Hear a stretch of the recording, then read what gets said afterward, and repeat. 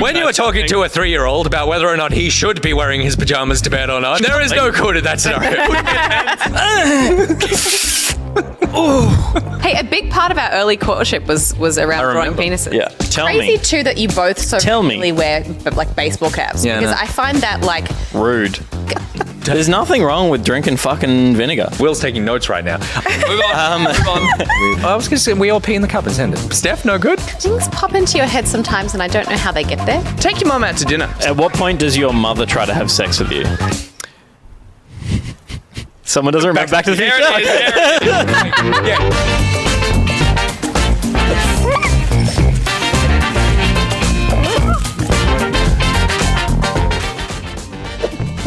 Holy shit! Back pocket ever. And welcome to Back Pocket 4. Scrolling. Thursday, the 29th of April, live from the Loki Studios. Tonight on the show, we promise we will fulfill artistic contractual obligations, and I will not go down on this ship by myself. So I am joined by Gus, who while We'll go down on anything.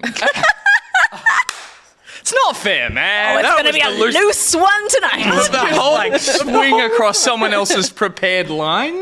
Go for it. No. If it's good enough, he can, and I feel like that was that was fucking awesome. That was worth it. Yeah. Of course, that was going to be me. An artist of sorts, both visual and now oral as well, which we'll Oral. cover later. Have fun with try making fun of that one.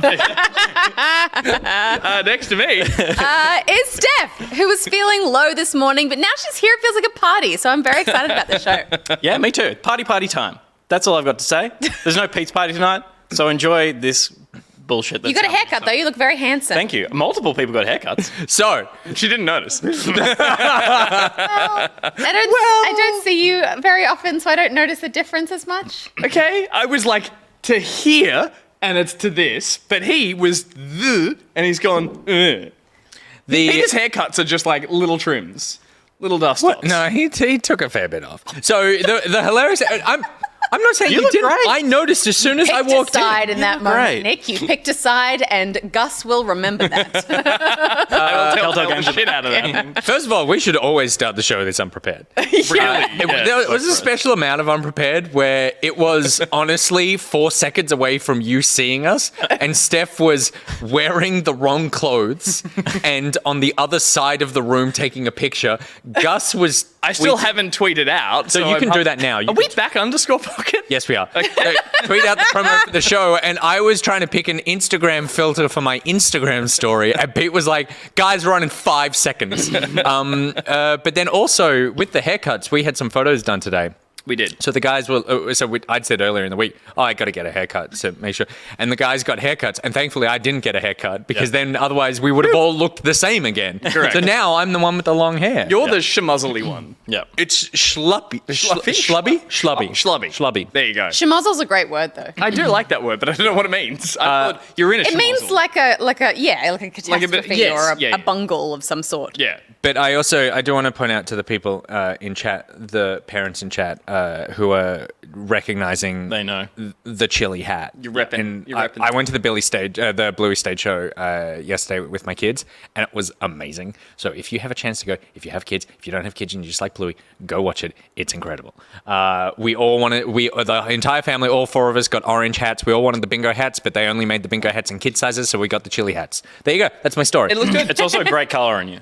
It's McLaren orange. Orange is a good McLaren color on me, apparently, even though I've got like very pale. Also gone with a good build, like a good structural hat. So it's like you'll happily wear that around. It's not one of those token show bag hats, which is just like cardboard shoved up the front. And the rest of it's a clip in the back that breaks, and your mum won't buy you another one. It's fine. It wasn't the worst taste. Yeah, totally. Birdie, did you lose your Birdie Beetle hat? No, I just wear the bag.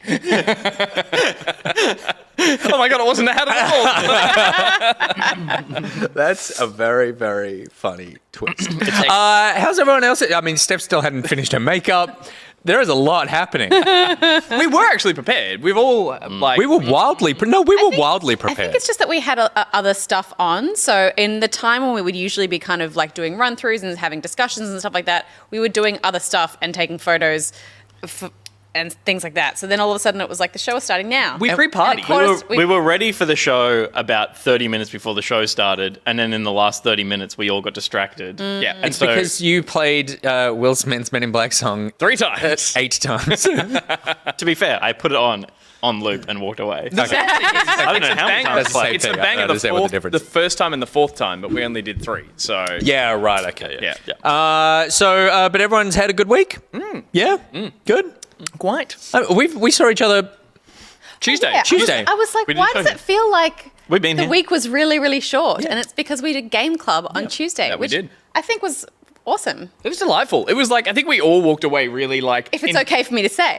No. I'll allow We it. all walked away was being like, amazing. we all ingested that game, and it was a lovely... it was just a nice... I was going to say release, but we all walked out of it like with the burden of wanting to talk about a game we really liked off our shoulders, because it was a solid deep dive into it. If you haven't watched it, it's on the YouTube channel, and yeah, it was a nice way to break a game apart. It wasn't condensed into 8 quick minutes of here are our thoughts, here are our hot takes. It wasn't a review that got cut up that lost bits we really wanted to talk about. It was just a nice way to get, all of it out. Yeah, and it's funny because immediately afterwards I was like, wow, that felt really cathartic and that felt really good.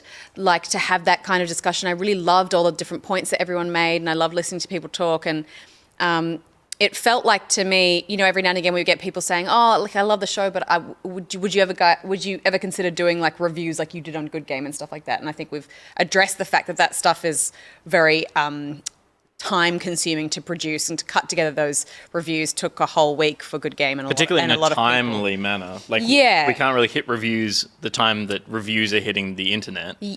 We're a month after that. But we're cool with that. But I totally get how people want that more sort of in-depth critique of a game, and I feel like we kind of hit that with Game Club, and it felt really cool to do that. And I was saying afterwards, it felt like we created a bit of that. And then Peter sent me a comment that I can't remember who said it, but they were like, Yeah, I can't remember. It was loved on Game Discord. Club. It reminded me of the like Good Game sort of review stuff. Yeah, nice. And I was like, but in the modern man. formula. Yeah. I think we're great. It was funky smell. Or It was funky, funky's- or funky funky smell. smell. Funky smell. They were I thought that was what had happened. It was a funky smell. I'm like, we're all talking about cathartic large releases, so I just thought I'm trying to avoid the shit joke, but Wow. You didn't, though. There you just go. took You us didn't. right back there. You not only didn't avoid it, you then flagged it. Explain the shit joke. That's not your first beer. And of course, it's not just us sitting here. We got Wills on the 1s and 2s. Will. What? There he is. Hey, he was still getting dressed. Yeah. It's great because it looks like he was just having sex under the table and it's just risen up and is like, what? this isn't my jumper, and it's on backwards. Yeah, that's some bed hair for sure. yeah. Very nice. You look great. Oh my God. Post fuck Will is sexy as hell. I've never said That pen you've been that pen you've been making out with, isn't it? Shadmira, you says if he was, good on him. Says someone who doesn't need to work at the same office as Will. It's also Pete's desk, so that's even more concerning. True. True. I know what's down there, and he absolutely could have been having sex down there. How you doing, Will? I'm good. I've been a whole week without spilling anything on myself, so it's, Right. You said that. Wow. We just credited this man for public sex, and then he goes, I spent a whole week not spilling something on myself, I so it's know. been pretty good. We built you up, man, and you We pulled built you up yourself back down. As a Lothario. He's going on Good. again. There he is. Oh, yeah. Very good. Love it. All right. Should we get into some show proper? Let's dive into it. We spent a long time on games last week. Let's spend a long time on games this week. But we have a lot of games to talk about. There's a lot of, funnily enough, there's a lot of stuff coming out, even though I read a thing today, which I was thinking about putting in the news rundown, but I won't. Because I'm like, what can we really talk about it? But more devs have said, when it comes to game delays, that there's been more game delays. 44% of game devs say that 2021 has had more game delays than 2020. That this is the actual hell year for game devs putting their game out, which we've definitely seen with the amount of stuff getting pushed. So it's surprising that we've had so many games to talk about when really, Resident Evil, Pokemon, and Hitman are the 3 AAA games that have come out and look like they will come out in the first Outriders. Yeah, you forgot Outriders. Forgot Outriders. That game. Balan Wonderworld. Balan Yeah. Fucking land. Balan Wonderfuck. Higawale, I believe is its actual title. All right, let's talk about the games that we have been playing, because we've all played some stuff, and there's some cool stuff. And I'm just saying what you all been playing. Brought to you by Brent Jones, aka LokiCat.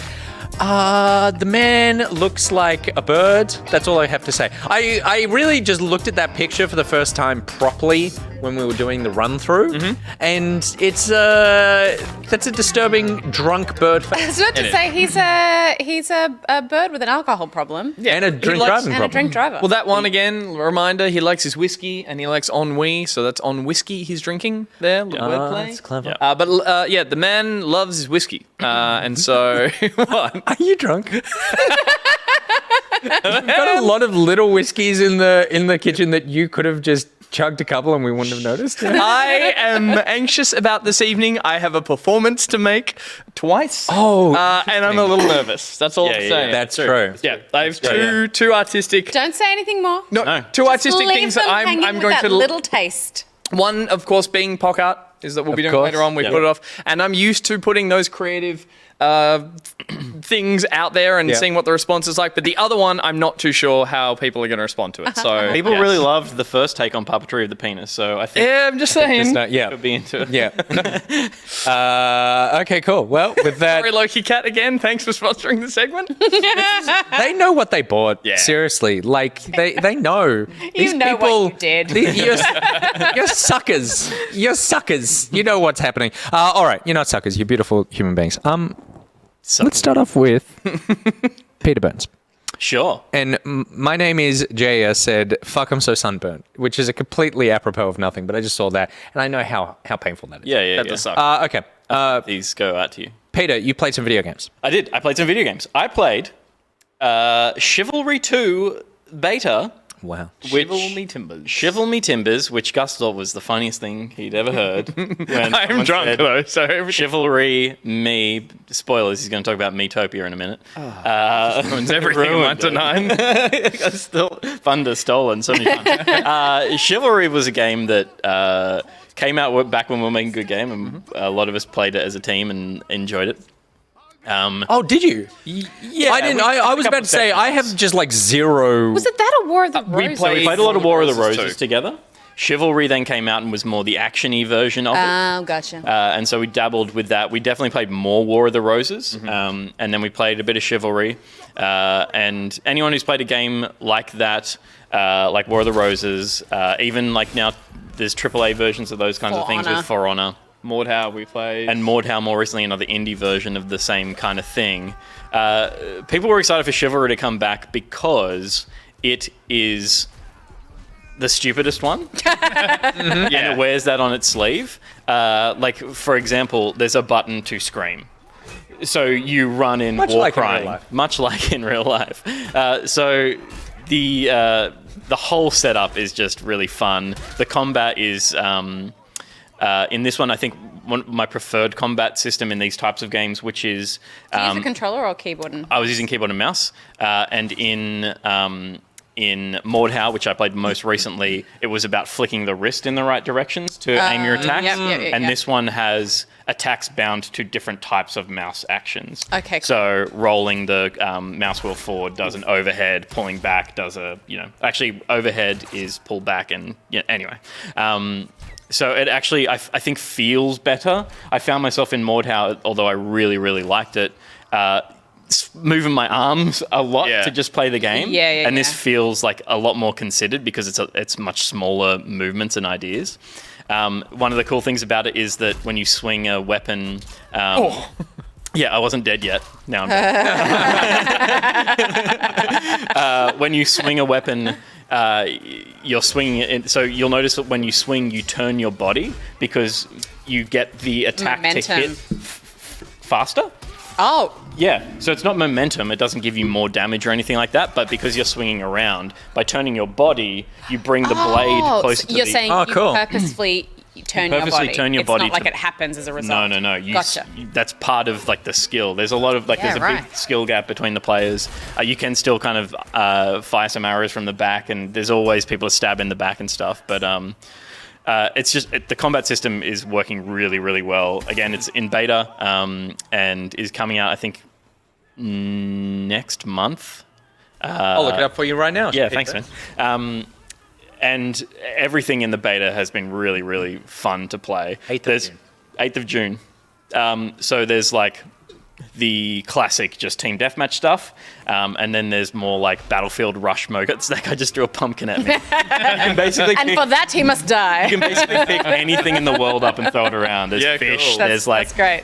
Bits of cheese and stuff I you can throw at expected each this other. to be so much more serious. Well, you're right when you say that, because we played War of the Roses third person. It may have had first person, but we all played it in third person from memory. Yeah. I'm not sure if it even did. And then Chivalry was not long after, and had a much This more... feels like, so immersive. The trailer for the first Chivalry was like Honestly, a joke. great. It was like screaming and heads rolling around, and it was like, wow, they'd made a bloody game, and they were like, let's have more fun with it. And then, so obviously they have realised that they've got the slightly more out there, fun, wacky, but it's still... And it's like... super, For Honor definitely takes itself quite seriously, and I heaps enjoy it. Yeah, and this has it looks really beautiful, and like it's got the polish in all the right places. Yeah, and then, cool. and then it has fun ragdoll, and it has it has a scream button, and it has You're out of bounds there, Peter. So with the scream button, is it pain scream or charge scream? No, charge scream. Okay, great. You run into battle going... I gotta play this. This is just, these kinds of games just never have appealed to really me. fun. And I totally thought Look at this this serpentine. was like first person Total War, but this looks so much more fun. It's so funny as well because nobody would fight with a bow and arrow that close, like in a real situation. So zigzag a lot.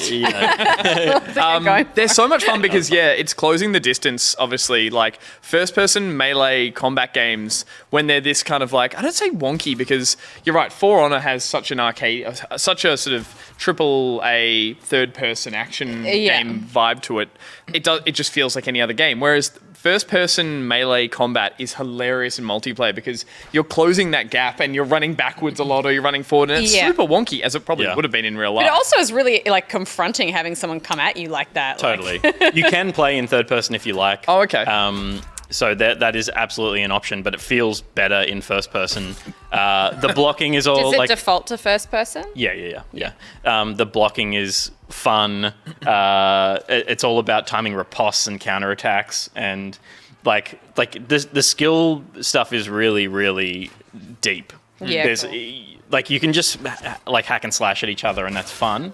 So I think anyone can have fun in this, but people are going to get really good at if you block in the same direction that an attack is coming from, it gives you an opportunity window to get a riposte attack in. Yeah. So that kind of thing is like, and then there's multiple opponents attacking you at the same time. Well, that's the other thing I was It's all gonna really say that's dynamic. really fun. And as you said, Steph, it's confronting because like shooters, it's like, there you are, I see you, it's who can quickly pull a trigger and down that person. Whereas here you have moments where you Duels last a while. you're having a duel and you're sort of baiting and kiting people around. And then from War of the Roses memory, it was always that thing of like, I can take you on, and then there's two of them. You're like, oh. And then two of your friends, so it's three of you versus two of them. And suddenly it's like what it does for the ebb and flow. And of also combat's you're like great. actively choosing to go at someone as opposed to like a shooter where it's just like, I'm just gonna pop and run. It's kind of like, no, I'm gonna run at you, and there's gonna be a bit of time between like me choosing to do that and engage totally. with the fight. That's the fun. I mean, we're seeing it right now. Is like you see people across the battlefield, and you see each other lock eyes with each other, and you march at each other. It looks amazing. 'Cause my memory of the first Chivalry was It was a fair bit wonkier than this. yeah. And How much was it? I think like $60 or something, maybe cheaper. That seems right. Yeah. The few maps that were available in the beta were like, we saw the like medieval jousting arena, which is just a deathmatch arena. But there's a couple of these types of maps, which are the rush style maps, where it's like one team's pushing an objective, and then the map opens up into something different. Yeah, cool. So we push siege like towers up to the wall. We breach the castle. Oh, we take the cool. castle wall. We then burn the village on the inside of the castle. So then we can raid the keep where the king is, and then you got to kill the king to win in this scenario. Is somebody playing the king? I don't know, because we didn't get that. That'd be pretty boring if you were just hiding in the tower the whole time. I think Hide under a table. I think if someone plays the king, it Please would be win, my team. Please win. it would be Left 4 Dead style, where they're playing whichever role they choose to play, and then someone gets randomly pushed towards the tank. Yeah, They get pushed towards the king because the king has a lot of health and kind of just, swings around in the throne room. Is there any opportunity for AI combat? Because I remember a big part of what we did in Mordhau was those rush modes with heaps of AI coming at you. I only played in the PvP servers, but they did. It's 64 players, so it's 32. Yep. And it mostly filled the server with other bots and with stuff. bots when when it didn't have enough players to jump in, which is fun. I like because that they do that. Otherwise, you're going to have 4 people on the side in a huge battle. It's much more satisfying in this game to me than in PUBG. When there's now PUBG is just full of bots, and you kill a bot, and you're like, well, that was kind of unsatisfying because the bots are actually rubbish in PUBG. Yeah. Whereas they're easy to kill in this, but they're still you can't tell that they're a bot straight away because everything's a bit janky and it's a delight. I love it. I can't wait to play more. Oh, great. Okay. Yeah, and it is $60 on the Epic Game Store, so I'm definitely going to check that out. Yeah. But I like as well when you see people that favoured their sort of different weapons and stuff like that, like people who choose to use the polearm because it's such an awkward weapon to use, but you get kills from a distance. Yeah. So it's if you can use it well, it's scary to come up against someone who has one. And again, there's something really satisfying about this. I'm getting attacked from all sides, and it's so frantic and chaotic. Yeah. And you just you're swinging, and you're not even looking at the person you're swinging at to get the advantage of getting your blade there quicker. So you turn your body, and it's I know they're over there. And it just feels really frantic. I love how we're this just looks like so much fun and stuff. And then if we teleported someone from 200 years ago or 2,000 years ago to now, they'd just be like, "There's hell! I still dream about this." Which is it's so fun because you get attacked from all sides. You just wildly speed. Someone threw a pumpkin at my head. I do love a polearm. It's cool that the genre is still surviving. That it wasn't a token one. That there was a little boom around that time of War of Roses. I think. And even when I think back to Mount and Blade and stuff like that, I didn't think that was a genre that was really going to take off because that always felt totally cool but awkward to play. It totally is a thing that's just been slow burning in the background. Kingdom Come Deliverance was a campaign focused version of this style of combat with a world, and the fact that Ubi went in with For Honor, means that there's a lot of promise, and this is a really fun one, and it captures all the fun stuff about it, and great map design and cool objectives, and just a lot of chaos. I remember having so much fun playing War of the Roses with all of us at Good Game, and playing so much. We played quite a bit in Mordhau, so I'm going to pick this up. And Pete, if you're still playing, if you'll have me on your battlefield, I will have you. Well, thank you very much. And if the top of the show could be trusted, he'll have anyone. So. Another beer, Will. What else have you been playing? The other thing I dabbled in this morning was it's called Second Extinction, which is another thing that's in early access. Possible? I guess if you brought them back. Yeah, dinosaurs have been brought back to life and are now mutated, and need to make them extinct. Excellent. What? I can't do this much longer. There we go. Go on. And this is a 3-player co-op. Just arcadey shooter. You hell drop in from space. I didn't quite catch up with the story, but I believe humanity is existing in satellite space stations and dropping back to Earth. Dropping back to a mutated Earth. Maybe it's not Earth, it's a planet that we've trying to terraform or something. But we come down here to do missions. You pick a mission, you get sent on the mission, you all hell drop together, and then you go to your waypoint and battle your way through this quite large map. It's stupid as it sounds, and it's pretty fun. There's bullet spongy. What is mutated about the dinosaurs? Oh, some of them have electricity, and some of them that one's on they're fire. not actual, for some reason. They're also not T-Rexes and Velociraptors. They're just they look like them, but they've got extra they're not calling them scientifically that. As they do call them T-Rexes and stuff. Do they? Oh, yeah. And they've got pockets that drop out things. yeah. You're collecting I'm not sure why we were collecting stuff. Someone says Left 4 Dinosaurs, and it's totally a bit like that. Though I think a bit more about RPG kind of level up and those feathers that we just collected from those dinosaurs, using those to upgrade your character permanently. Whoa. Dinosaurs with feathers. Hurts, man. Haven't you seen Spielberg's classic film? Sorry, I thought this was a battle royale style thing. It's not. No. It is it's a co-op shooter. Yeah. Yeah, PvE. I've been following the development diaries of this for a while because it just looks really cool in screenshots, and it's really fun watching the devs do like tests on all the waves of the Velociraptors. So here's where we dial it up to like 30 of them charging over the hill, and the guy's like, oh no, that was too many. So it looks like they're having heaps of fun with the idea of being overwhelmed with quite sort of like ferocious. Yeah, we were very happy to have hell dropped, walked about 30 meters and been swarmed by little raptors. Which one? And it was like, okay, cool. They're not hiding the dinosaurs. The dinosaurs are a big part of the game. And so, yeah, it's just a shooting gallery. Do they have like huge dinosaurs and teeny tiny ones that swarm you and stuff? I've only done one mission, and it took about, it was like a 15-minute mission. Mm-hmm. It was like go and steal some T-Rex eggs and stuff. And so, like, that's the point, is like there's a science facility up in the satellite, and you're running missions for this like corporation. Also, stealing dinosaur eggs kind of implies that you want to get dinosaurs up there as well. Yeah, totally. Maybe we can ride the dinos. So it feels like Ark had this promise of dinosaurs are back. Like Turok is a thing again, but isn't really that, because it's like a survival game. Yeah. This is very much action shooter. Yeah, cool. With some objectives that make it feel like really driven, which is cool. Like I don't think I want to play this in sessions longer than 15 minutes, half an hour, do a couple of missions and put it down, and slowly burn through the game. And this has been out for a while. It kind of hit Steam, I think, in like June or something last year. Yeah. Maybe a little later, September. And just hit Game Pass on Xbox and PC Game Pass. Yep. Which is why I saw it and jumped into it, because I hadn't heard of it at all. And I'd been hanging out for the full release, man. thinking, oh, okay, they're going to get through the early access, but now they've pushed that early access onto Game Pass. Yeah. So But also, this could be one of those games that like lives in Ark style, lives in sort of beta early access style thing for years. It kind of looks that way in terms of the I say polished, like where it's at. Like it looks pretty much like a finished game. Yeah, it definitely feels like a finished game. I don't know what they're still testing. Maybe they don't have enough content that they feel like it's a finished game. That same dev is sitting there with a slider with dinosaurs going, and also maybe it gets boring quickly. Sure. Like it was very much a shooting gallery, and that's why I think it'll be fun in little like sessions, but not like, it's not a thing that you sit down for a couple of hours and really like spend an evening with.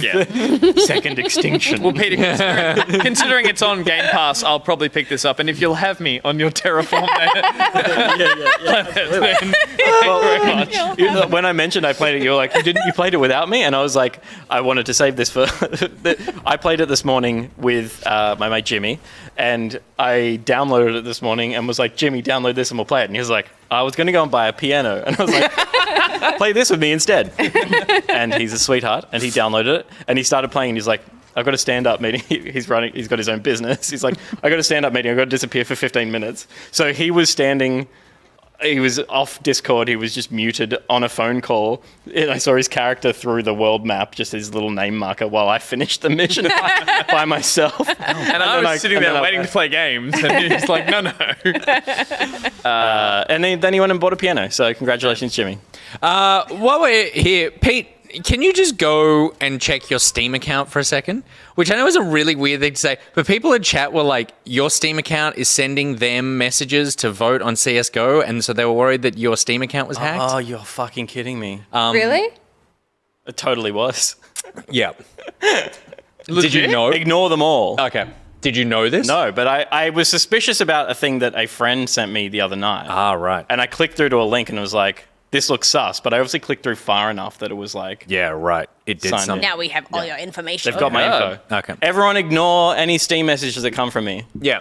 Don't trust Pete.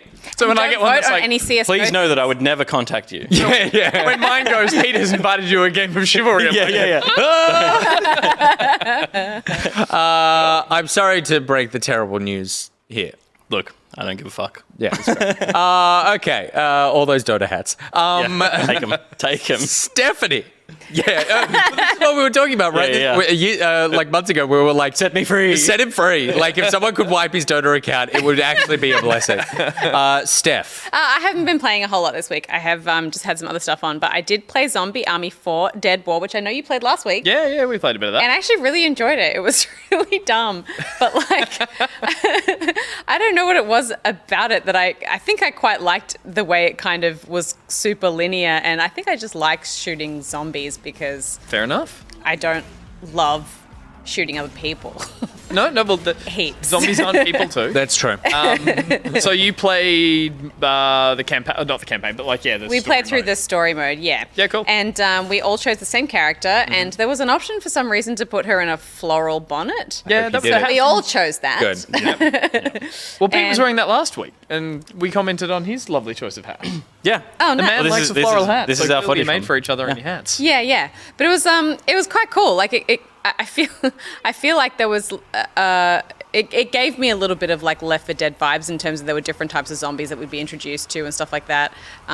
There are some environmental traps that you can like team kill with, which I discovered because Avexia.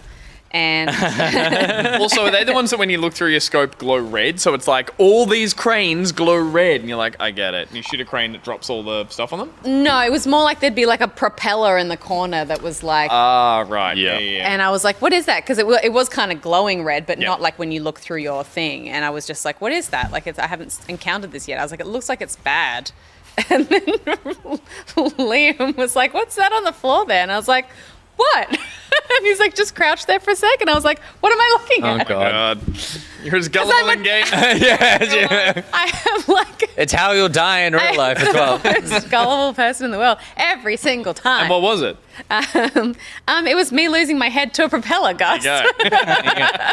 But I also kind of like really I got into the guns. Like it took me a while to kind of get used to what I liked, which is mostly shotgun because I'm bad at shooting. But you put cool mods on them and stuff like that, like explosive rounds and stuff. And I know that none of this is new, but like I'm still kind of learning what I like in shooters and what I don't, just because I'm playing more of them outside of just like this is a shooter and it plays well and what have you. Like what is the kind of shooter that I want to spend time in? Yeah, like, And and what is like the gameplay loop in a shooter that you like and gun feel? Yeah. I found the sort of player movement in this a little bit frustrating. Like, I don't know. Like, I think maybe when obviously they're trying to kind of hamper you when you're holding certain guns and you're running so that you can't just like zip around and be super speedy. But like, I think also, again, and I bring it back to the fact that because I played so much Destiny, I now expect every game to just let Feel me good. jump 3 times into the air and practically fly. Yeah. And when I can't do that, I feel really grounded in a heavy, Not annoying way. super serious. You're shooting at armored zombies in a zoo. Yeah. But I also liked there were kind of fun challenges and stuff and kind of boat sections, and I like the whole X-ray thing, and I like it when there's just situations satisfying. that everyone gets to see the X-ray shot. And although we found situations where it would look different for different people. Yeah, that happened And to I feel us, like I that think. must have At been one a point, bug. Pete went, hit shot. I'm like, no, you hit him in the shoulder there. So, Yeah. it Two was of us would desync see for one sure, thing, yeah. and then the person who did the shot saw something else. Yeah. So that was kind of weird. But I actually think I want to play more of this. And maybe that's just a testament to my lovely friends because, like, it was just we had fun playing it together. Yeah. But, like, I don't know. I liked it. Yeah, cool. And then I also played Inkslinger, but I'll let you talk about that and I'll chime in because I feel like you'll have more to say about it. I feel like I kind of played it while distracted today, and I don't feel like I absorbed enough. So Yeah, cool. You've been shooting. I have. I'll quickly jump through after my rant last week about the Season 3 update to COD, Cold War, which they hadn't yet released the Verdansk map, which I got wrong. I assumed they were blowing it up so there'd be interesting changes to the map. But They had if I can quickly, your problem last week was that you wanted the Verdansk map and they weren't giving it to you. They weren't giving it to me at all. It's just that the drop for Season 3 had released the multiplayer first and hadn't released the Warzone and Plunder mode, which is the free-to-play Warzone stuff in Verdansk, the map you're seeing now. And I was excited because I've been playing so much on this one map for so long. For everyone who knows, I love playing Plunder.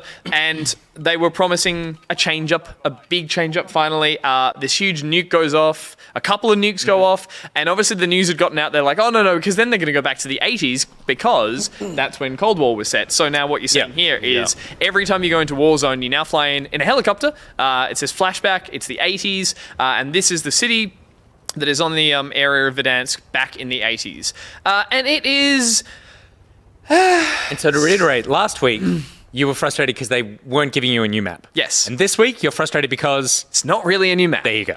Which I understand they're doing that because people know this map so well and, people know every inch of it. I know every inch of it. Very quickly, I'll just point out what you're seeing right now is everyone's playing it to get this super rare contract, which we're all dropping to get right now, which is the Find Adler. So everyone lands in the tree like that, and as you'll see, everyone usually kills each other.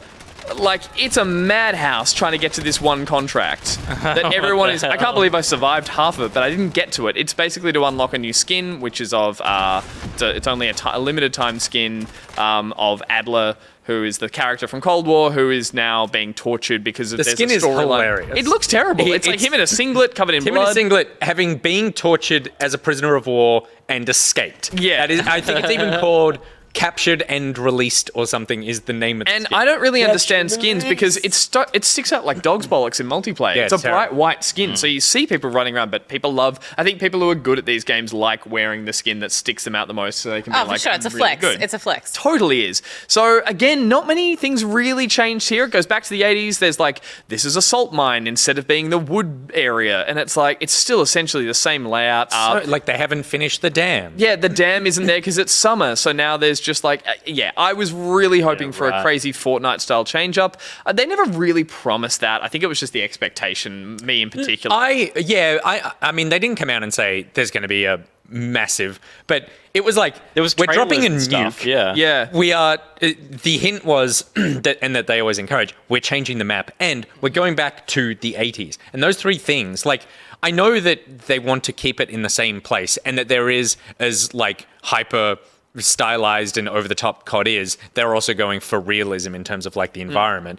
But like put some friggin' 80s color into this. Like make it that so it's Verdansk used to be this like hustle and bustling neon exactly, great, cool yeah. city Or center. just don't make it Verdansk and just go somewhere else and just make it I'm ready for that, like, honestly. it's so drab, and I've been dropping into it as well over the course of the week and just going like, oh my God, if you didn't tell me this was the 80s, I would have no idea. If you didn't tell me this was a different map, I probably wouldn't notice. Yeah. What you're seeing here, just quickly, there's an area like Array, which is a big... it's just they've plopped things into it. They haven't like reformed or done anything interesting. They've added some structures. They've added like a satellite area with some gondolas up the top end. But it's like, honestly, all the buildings are still there. They've all got a fresher coat of gross Central European 80s paint and shit wallpaper. Yeah. Like, it's a video game. Like if you need to take some poetic license, go for it. Like, Totally. Because then the 80s maps that are in the multiplayer are like, there's a mall, the Pinewood Mall, that's like got a 80s arcade in there with a skee-ball machines and it's pumping like Stranger Things soundtrack. And so,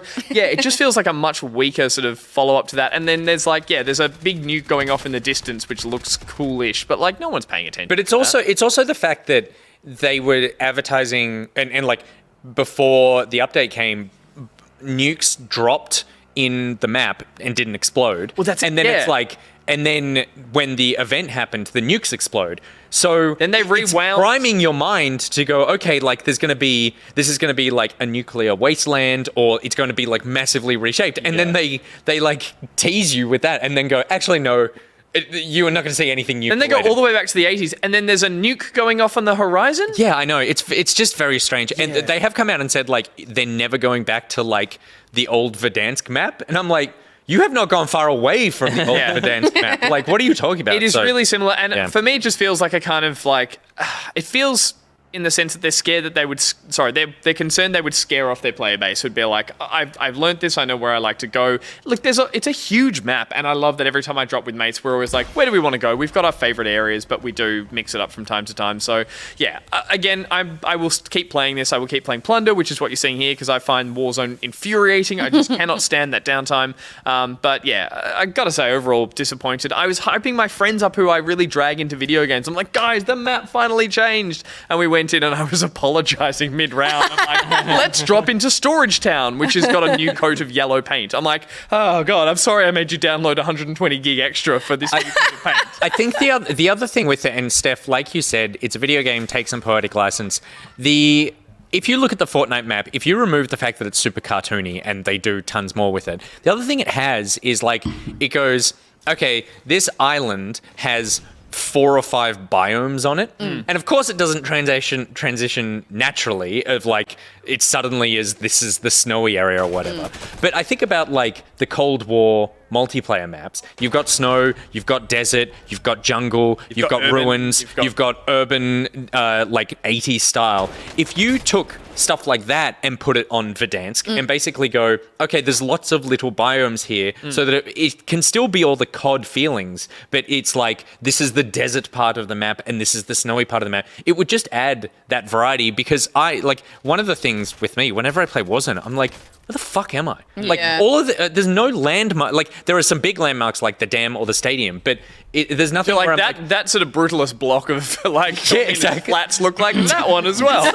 And like if you're just running, it's like, okay, this ground is exactly the same as the ground 700 kilometers in that direction. Yeah, I mean, this isn't a counter to that, but like you drop me anywhere in that map and I can tell you by looking like in one direction without even around me where I am, and that's just a testament to playing a game a lot. But I guess I just don't find it nice to be always in the same feeling space. Yeah, I was never compelled to be like, I wonder what's around that corner because it's a gravel mine, and you're like, wow. They're too kind of shackled by realism and wanting to make it look super authentic. And so I guess I would look at something like Apex as doing a better job of reinventing the one map. There is another map now. What are you laughing about? I downloaded Apex today and started playing it. Really? Yeah, totally. Oh, man, Apex is a lot of fun. I really like it. And like PUBG is like an example of introducing heaps of new maps, and they're all kind of shit. And then I saw some people in the chat saying, why not have another map for people who want to try something different? Yeah, the fear there is that then you split your player base and suddenly you've got not enough in both of them. I don't think COD has to worry about that. Their numbers are good enough, I would assume. Yeah. But yeah, look, again, there's not enough here to warrant the amount of time I've spent talking about it. But have you played Apex? Like not for a long time. So like I played it when it came out and then I dropped off it, and I've been meaning to get back to it for so long because I'm like, I love the abilities. Like it straddles that nice thing of like between Battle Royale and that more MOBA style, like all these extra ultis and that sort of thing. Yeah. And then they announced last week that they're adding this new mode, which is basically Valorant, where it's a 3v3 round-based mode. It's totally worked. The weapons are great. It's completely different than like a battle royale mode.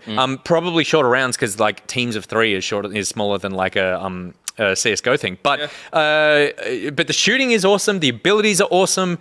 The run and slide, like all the actual gameplay is so good. So I downloaded it today and I played like a couple of matches before I came in. Yeah. The only reason I pulled back from that is I play COD on console. I like the hampered kind of like controller restrictions that make it harder for people.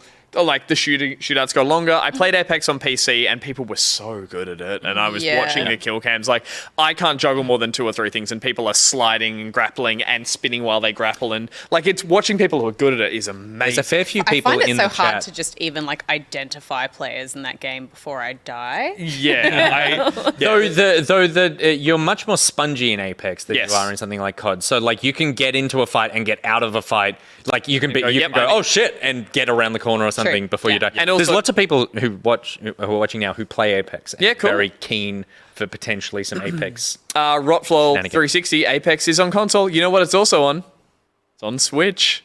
Handheld mode. Yeah, just came to you having trouble identifying those characters? Try looking at them in handheld mode. Like, beta for mobile as well. Get out. Yeah, really? It's coming everywhere. Wow. Yeah, and they're doing great. Like it's Respawn. Yep. Like I love them as a developer. I hope it's still available. I'm going to get it back into a little bit of Fortnite just to see what's been happening. And I play it exclusively on Switch, only against other people on Switch, because I know it has the worst controls. Yeah, so right. I stand the highest chance of someone's playing with this thing with Joy-Con, so I've got a chance.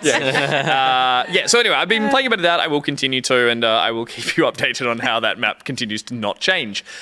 Something that was far more colourful and interesting was a demo of Miitopia that recently dropped that I thought I'd jump in and check out. What a twist. Well, because it's a free demo, and it's Nintendo, and it's the Mii's, and I have a soft spot for the Mii's. Like they so should, strange. I feel like Really? they should get Yeah. in the bin. I hate the meat. I hate Oh, that. I love it. I spent every time That a me friend app. would come around that I'd show them the Wii, I'd be like, let's make you as a character. And so I had all my friends as characters. So when we'd play Mario Kart, they'd all be in it and they'd all be in the. I just thought it was kind of fun.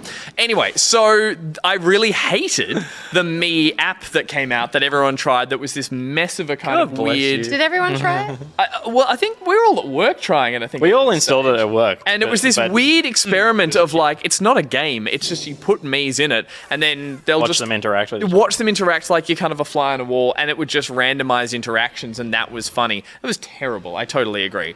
This is them going down the line of saying, hey, we're making an RPG more following what was Street Pass Quest, I think, which a lot of people played on 3DS. Yes, yeah. Which again, you had a me on that, and it would basically at the end of the day, you could, considering how many people you street passed, you could take a me on a little adventure. This is me playing, as you can see, and it is a very, very generic, very uninteresting fantasy, like call to adventure. Basically, so you are laughing at the thing that I enjoy the most. Absurd. No, sorry, And yeah. weird. The thing I enjoy the most is you make this stupid little character and then watch it go through these little animations and facial, for some reason more so than if I'd poured hours into a character creator in that Unreal thing and watch them interact. These are funny. And You look like you are someone who has taken some drugs and are on like a really bad trip. Totally. So what I might just set up at the start is I made myself as the main character, obviously. And then one thing this game does is as you move on, it goes, hey, you're going to head to a village. You do want to populate it with other Miis, and you can then choose to just randomly assign the ones that are there, or you can choose to import the ones you have on your Switch. Which, if you had lots of other people using it, you could say, yeah, bring across my brother, my sister, whoever else plays it. Yeah. Or you could make them from scratch, which I chose to do. And so, as you can see here, I made Peter. And what I didn't understand is uncanny. You do wear a beanie sometimes. It's true. Anyway, what I didn't realize is that you'll see. He's nailed it. Thank you. The resemblance, beanie-wise, So think at the top, it's Saki Bloke Pete. What I didn't realize is that these looks down on others. Don't blame him though. Did you write that? No, so what I didn't realize is you'll see on the next screen, it gives me a bunch of characters, and I was just picking them and adding them roles. So there's a couple and a family. I just don't know why I didn't make you both as a couple, but I was just like, I don't know. Yeah, I'll grab another random character and I'll give them the features of someone on the show as well. So I was like, oh, it's too late to make the couple, Pete and Steph. Forget that. And I was like, oh, you can import them, blah, blah, blah, or you can just make one from scratch. So I made Nick as one of them. And I sort of fast tracked through the creation. There I am. There's your eyes. Yep. And then after I did that, it gave you a role. Same thing. I made Steph as well. And then I went into the village. And so you're Carefree Guide. But it's cool because then essentially you will populate the story and the characters that would interact with you. Yeah, cute. Take all the dialogue. So I head into this little town and all That's the Nick characters. there? There's Wired Nick at the off front his of it. fucking head. And What? That's so accurate. That's actually fair. and again, the game is all about these like stupid little bits of dialogue. There's nothing really interesting. Whatever you took, Nick took twice as much. Oh my god, you're right. And the same glasses I'm wearing. Look how fast he's talking. You laughed in sync then as well. Yeah, that's good. And then I didn't realize I made Steph, who came across as Cheery Granny. So I didn't see your role before I made you. But anyway. I look like some kind of Bavarian beer wench. Yeah, I didn't know you'd be working in a market. So you meet the characters, and there's heaps of characters as you go in each new village, each new bit of story before it unfolds says, hey, do you want to make some people for this part of the story? Will is also in there. He is the... He looks like a criminal. He does a bit. And Will is in there as the surly mayor or something of the town. Basically, the crap fantasy story is that a huge monster's flown in and has stolen everyone's faces and all their facial features, as is the me. No, I agree with you. It's crap. It's this really stupid thing. I then had to make a Dark Lord. I was like, crap, I've made everyone from the show. I don't know why you're still talking. Because I decided to make it from scratch, and if we skip to the end of it, you'll see, I decided to try and make Scardy. Okay. I'll allow it. He's back on board. So I tried to make a Scardy that became the Dark Lord. Anyway, the actual crux of the game is that you move through an overworld, you auto-run through these areas, running into little bits of turn-based combat, and it is really boring in the sense... No. It's not. Scotty. It's not So her. Scotty stole our faces? Scotty stole all the faces. Oh, Okay. yeah. Yeah, that tracks. And you set off on an adventure, and What you're. the fuck? That is horrifying. It really is, isn't it? And you set off, but the problem with the game is there's not actually a lot that you end up doing. You go, I'm going Yeah. to head from here to there, and the game just auto runs. Shocking. And while it does, it just like gives them random lines of dialogue, which feels a bit stupid. And you're like, I don't know what's going on. You get to the combat, it's turn-based, but you've got limited attacks, and that's not as much fun. Go on. So what do you think the point of the game? So the point of the game is that I finally, once I was out there, I partied up with Pete. And I think, Will, if you jump sort of halfway through the clip or whatever, you'll see that things get crazy. I find Pete, I make him a priest. He's stubborn as his power, so he's a stubborn priest. We're fighting That's these, on brand. We're fighting these butterflies that have eyes on them. And what are they It's called? kind of like a beanie, which you always wear. Totally. I fly. What am I fighting in the background? What are those things called? Butterflies? Yeah, no, they're called rock moths. The fucking game calls them rock moths. I was like, are you serious? You've be called literally got things. Butterfly. Moth A. Exactly. Yeah. The only interesting thing about this game as I went on is that in between the battles, you end up at little inns. And in those inns, you choose to allocate who your party is talking to, who they're hanging out with, what they're doing, and that boosts their relationship and what's going on. The idea being, I think, is that you collect a bunch of Miis and you sort of role play with them all in these little ways at the end of it. I think I've gone mad. So I thought I was going mad as I was playing it because it was just batshit that you and I in a hotel room falling in love. Oh, yeah. And then when we woke up in the morning, we And decided I'm to... back on board. Well, then we wake up in the morning and I decide to send some money and I choose me because I'm thinking of armor to wear. So I go, great, that means what I'm going to buy with the money is armor. Now watch what happens. Watch what happens. I'm watching. You know, it's because he cut a video. That's why. Yeah. Yeah. I dream of some leather. So I bought some leather gear. It all makes sense. It all makes sense. God. So I became a leather daddy. And Peter Oh was my God, what is this game? I mean, that's perfectly summarizing it, essentially. I think this game would be... In just 34 short minutes. Shut up, I'll let you talk about your dinosaur game. This game would be you told a amazing. great story. You have. You have told it. This game would be amazing if it was free. This game should be fucking game isn't free. free? This Oh game my is God, not how much is free. it? Wait, This game the is Mii games full, are- this game is full- $99. This game is retail price. Get the fuck out. That's why I was building the story up, guys. I'm glad we found punchline. Good punchline. My God. So Where am I? Am I still serving beer in the village? Yeah, we never got around to you. Oh my but God. But what I will say, the demo is free. And you know what? The demo fills out all the weird stuff. No, You can it's spend- $49. Okay. Oh no, wait, that's in America. No! Jesus. So yeah, I mean, if this came free on the Switch, I think it would be fantastic as a time killer, as a stupid thing to. You obviously make Mii's. We find Nick's face, we put it on a butterfly, we fight the butterfly, we get his face. Like in terms of like what's actually, it's a sort of tale as old as time. Next week's pre-show video thing is just the quotes from you here. We find Nick's face. We find it. I dream of leather. We put it on a butterfly. I buy a bunch of leather gear. I fall in love with Pete. I'm back in. Well, Pete and I go on a date to a coffee. Like, it's dumb. It is dumb in the way that the most recent Mii game was dumb. And I think, again, this packaged in with the Switch would be a really fun thing to be like, hey, it's the first game you get on it, like the Street Pass Quest was. But this, unfortunately, is dumb. It was never not going to be dumb. Correct. That's the thing. That's my issue. It's bold of them to put a demo out that I played for over an hour and a half and was like, there's still more here. You've made a feature-length film out of I it. totally have.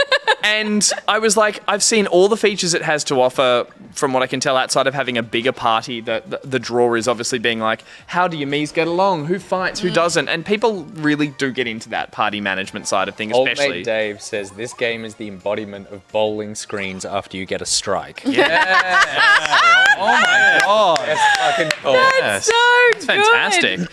So good. Yeah, Okay, so you're saying if don't buy it. I'm saying if you have any interest in this whatsoever, go get the demo. You will probably get more than your fill of what this game is offering. Again, I'm tempted to keep playing it to see how much the demo gives me because I'm fascinated that it had this much to play. It does the cool thing, which is your progress will carry over if you decide to buy the full game. Yep. And regardless of the game, what it is, I say that's great. That's a good thing that more demos need to be doing. Yeah. But equally, this will be enough for you to say, I don't want to buy this game. I think this segment was enough for me to say I don't know. I think you sold all the reasons why no one should play this. Well, I mean, I had tremendous hair and took Pete to a coffee store and he got his wallet. You don't need a game to do that. Well, I hope you two had a great time while I was back in town. The best thing that you've done for me today is that there's no way Nick could have a game that he's played that I find more obtuse than that. Let me tell you about Near Replicant. No, so I only put a little bit of time into Near Replicant. Near Replicant was something that I was super excited about. I really liked Near Automata. Did I really like it? I really liked what it was doing. I didn't like a lot of playing it. Yeah. I have complicated feelings about Automata. Sure. But I was getting excited for Replicant. And then it's one of these classic games where it comes out and I get it and I boot it up and I start playing and I go, is this how I want to spend the next 50 hours of my life? And I think I might not want to do that. And that's the first playthrough. Yeah, I mean, that's the biggest thing that... so Replicant is a remake of the original Nier. It looks fine. Like, it looks like a bad modern game, I guess, but it looks much better than it used to. I'm not going to explain the story to you. If you care about the story, you'll go play the game. If you don't care about the story, it will just be boring. Sorry. But it was one of those things where, like, as I was reading reviews of it, as I was like reading the like 10 things you need to know about Nier Replicant before you start playing as I'm booting the game up, a lot of it is like, in order to unlock the true ending, you need to collect all 20 weapons. The first 3 playthroughs will be pretty repetitive. And I was just like, for a game that hasn't sucked me in the first hour and a half, I just don't think I'm going to commit to that. Yeah. The one thing that makes it worthy for me to talk about right now is it has this amazing auto battle system where you can go, well, because the combat is like functional, it's not amazing, it's very button mashy, and even though it's got a bunch of cool flashy powers, but out of the book, which is Grimwise Vice, who follows you around and performs it's a floating book that performs all the special attacks. And lots of big fist punching things. Yeah. Right? But Does it help with the other characters and fix your relationship? I was just about to say the same thing, goddammit. it's actually pretty funny. It's pretty wisecracking. But Wait, it is? The combat is just like pretty button mash. If you turn on auto battle, it just does everything for you, and you just run up towards an enemy, and it starts engaging. What's happening now? So this isn't my footage, so I don't know. But you would a lot of work. You would never be able to tell because but your character will hack and slash and dodge and roll and parry. Like it will do everything. God, it's not just the book, and then you can just take over the character at any point, start fighting. And for me, it was one of these things where I was like, well, if I am going to grind through 50 hours of this, and I don't find the combat particularly stimulating, I may as well just have the best version of the combat I can get, and it'll even take health potions for you and stuff. Wow. So there was a point where Banjo was calling out to me and I needed to go and so I just sat the controller down in the middle of a fight and walked off and came back and my character was just standing there going like covered in blood and corpses everywhere. So I don't know whether or not I'm going to keep playing that, but I liked that as a thing of being like the way that that's incorporated. I've just super quickly, I'm so intrigued by this series because for me it seems to want to go in the same direction that Dark Souls does in the obscure nature of the storytelling and the weird kind of take on characters and motivations and what the hell is going on, but with obviously a slightly more sort of quasi-modern fantasy setting than your Dark Souls. But and then people have been like, it's punishing in the way that it's difficult, but that it asks a lot of you. But yeah, I played Nier Automata and I couldn't get much past the sort of first couple of hours. I think I'm just going to watch a YouTube video. Yeah, I've been watching reviews of this and thinking, I've got my fill. Like, that's kind of all I need from this. So. But then I did play 2 other things that were really interesting. So the first is Inkslinger, which Steph has also played as well. Mm-hmm. This is a typing game, like a story-based game built around you play as an ink slinger, which is basically like a letter writer. So people come to you, so set like in a different universe, really. It kind of reminded me of like, because I just recently rewatched Her. You know that Spike Jonze film? Yeah. Phoenix, and he has a job which is called Beautifully Handwritten Letters or something like that. That's so true. And it's like people are like, I need to send a letter to my mom and I can't be bothered. Can you just like, the general sentiment is this. I love her and I'm sorry. Yeah. And then he would write this beautiful note, and that's basically your job. You're like, someone comes to you and is like, this guy slighted me and I need to send like a shitty note to him telling him how shitty he is. And you're like, no, right? Yeah, totally. And except ink slingers in this world are a race of people, and ink literally flows through their veins. Wow. And if they don't type letters, they die.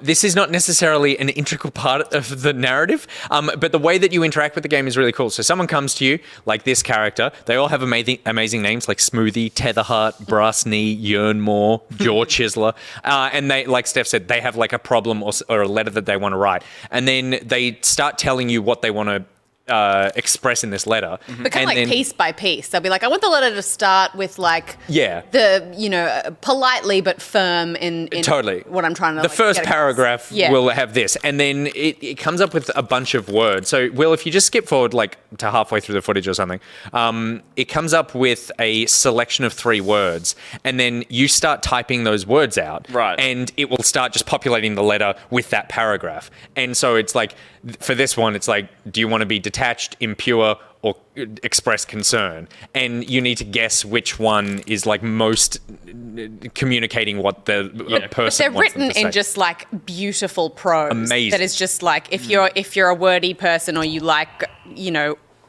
word craft, like it's just really like, it's beautifully written. It reminds me of Disco Elysium has the same sort of like joy of language. It really like wraps its mouth around the English language in a really like crunchy, yummy way. Yeah. But almost to the point where it's like, it's makes it murkier in your mind to be able to make sure that the paragraph you're choosing is getting across exactly what the person has requested. Which is exactly what happened for me with this woman. And she wants to write a letter to her son who she hasn't seen in a while. And this is the first time you really use this mechanic. And I thought what the game wanted me to do was like, the first thing that she said to me kind of implied she was like, it's the burden of motherhood that I need to reach out one more time to him. And I took that as she was like, it's annoying that I have to do this. So I picked detached as the word to type out. So this letter that she's typing to her son that's basically saying, I miss you, I want you to come home. You decided started off with the sentence, piss ant, this is mummy. By now I reckon you've forgotten all about me, you sorry wussifer boy. And so I was like, shit. But did you find, I found that heaps of my letters, the person was like, this is not exactly what I was trying to express. Totally. I think there was only one or maybe two. There was only one for me. And it was like, where they were like, yep. And I think it was the one that was an iambic pentameter. Yeah, was it the one where she was like, this is good enough? Good enough. Yeah, but it was a guy, and he spoke in iambic pentameter, and the letter had to be written in iambic pentameter. Oh, yeah, that was the next one. Yeah. Parts of them were like capitalized. And it was like, so then I was like, fuck, I'm not only dealing with just like the confusion of the language and these really flowery words and trying to get the sentiment across right, but I also have to make sure it's fucking in iambic pentameter and still understand like. But that was the one that I was the most successful on. Whereas, like, when the girl came and she was like, a guy approached me and he tried to, like, come on to me in the Smoothie. What a little shit. I was like, I nailed this fucking snarky letter that you wanted to write. Yeah, and then she was like, but, like, end it nicely because I still want him to know that I'm interested. So then I chose all the right, like, things I thought, and then she was just like, this letter is trash. Yeah. You have to go get someone else to write me a letter. I was like, just what 2 examples do of that you want? Ask to say that maybe that's how the game is sort of stringing you Potentially, along. except when you nail it. I need to watch some of the playthrough. Yeah, when you nail it, it didn't do anything different. I feel like it didn't seem like this is the one that you got right. It really felt like no, because a lot of them are very similar, and it is like reading nuance and that sort of thing. But there's no like fail state. Like when you do it, you still still progresses. So it's just about like your effect. And you're looking for clues in like the initial message that they sent you as to how to approach the letter. I mean, obviously they tell you what they want out of it, but iambic pentameter, the person was writing in iambic pentameter, and that's why you knew. No, no one writes to you. Someone comes in and asks you to write a letter. Sorry, okay, so they're not that dialogue. No, that's not a written letter. That's them talking. Yeah, that's them talking to me. Okay, right. But yeah, it's just a really fascinating. I hadn't really seen a typing game done in this way. It's cool. The writing's awesome. It's about an hour long, and it's $7.50 on Steam. And the story ends up being quite involved because the letters you're writing end up being kind of connected as well. Yeah, totally. Right. Yeah. Like, You're not there just going, cool, next person, write a letter. Yeah. You start to kind of learn about a larger thing that's happening based on the letters that you're writing between the people. Yeah, cool. Sure. Yeah, it's really cool. And then the last thing that I played was a game that I've been meaning to play for a while, and that's called Nuts. And it's a super cool looking what is it? Like walking simulator puzzle game, kind of. You play as someone who heads to a national park, and your job is to take photographs of squirrels there as part of a research project. So you turn up, and it's got this lovely looking art style. You go to a caravan, get the equipment out, like unlock the caravan, power it up, blah, blah, blah, get the equipment out, and then there's a camera there, and it's like, go find the squirrel, and you get a phone call from the head of the project. She's like, go find the squirrel. I've marked it on your map. So you go to the X on the map, and you put the camera there, and then you go back to the caravan, and you hit record, and then it transitions you to nighttime, and then you've basically been recording all day, and then at nighttime, you scroll through the footage. So, Will, if you just skip forward here to wherever, let's say, yeah, perfect. So you scroll through the footage and try to spot the squirrel. And then when you do, you take a printout of the picture and then fax it to the woman and go like, oh, I found it. And then she goes, cool, okay, I want you to see where he's going. So there's a second camera outside, go grab that. So now you go outside and you go, well, watching that footage that I took of the squirrel running through the thing, I now know that it ran off in that direction, so I'm going to walk out there and place the camera where I think it's going to appear, and then that. So then you go back, you watch the footage, you see the squirrel run through the first camera, and then a couple of seconds later, it runs through the second camera, and then you go, it disappears. Okay, so you go back outside, you take the first camera, and you go and you put it forward. And then so this rinse and repeats, and then as the game goes on, you get more cameras. You ultimately get 3 cameras and kind of stop at that. And it's about tracking these squirrels. Now, the vibe that I got from this at the beginning was it's kind of like Firewatch, where you're like, oh, what am I doing out here? Just like, looking at it gives you that kind of... Yeah. And it gives you that sort of like, there might be more to this than there is. And I would say that the story is very much like an ecological one, which becomes very apparent as you continue through the thing. But it also, I was like, this could take a turn. The third chapter, and it's only like 2 to 3 hours long, depending on how efficient you are at finding the squirrels. The third chapter, you find out where the squirrel is hiding its nuts. You take a picture, and I go back, I print the picture out, and the character holds it up, and I, sitting in my office, go, what the fuck? And I'm like, oh my God, what is happening? And then I send the picture off through the fax, and the phone rings, and she picks it up. She goes, what is happening? It's why, what?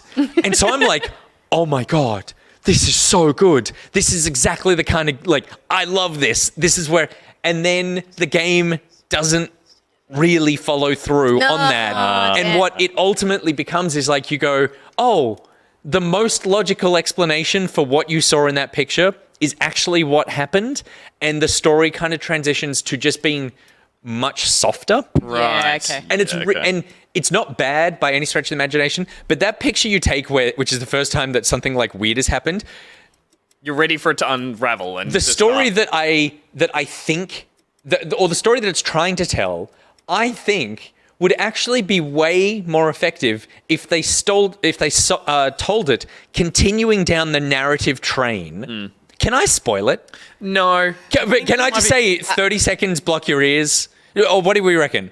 I don't know. I just feel like, No, I don't think so. I feel like... No? I feel like... Okay. No. I won't. Okay. There's too many people. There's too many people watching that. Like, I feel like there's a lot of interest in. Everyone says yes to spoilers, and then it's like magic tricks. It's like, no, I actually wish I had. Yeah. Okay. If people are curious, I'm sure you can just Google the ending of the game. Yeah. It's like there's no real twist on it. It's just the story progresses, and the theme of the story that it's telling, I just feel like would be way more interesting if they doubled down on the thing that happens in that picture, and what you think is going to happen for the rest of the game actually happens, but still ties into the theme of the game. So all of that is to say, it's almost like there's this bluff that if that wasn't there, I would probably think the game was better because I wouldn't have gone, and then had my expectations let down. Totally. And also, like, the repositioning the camera thing is as far as that mechanic really goes. Yeah. So even though it's like 2 hours, 3 hours long, at some point I was like, oh yeah, I kind of get what's going on here.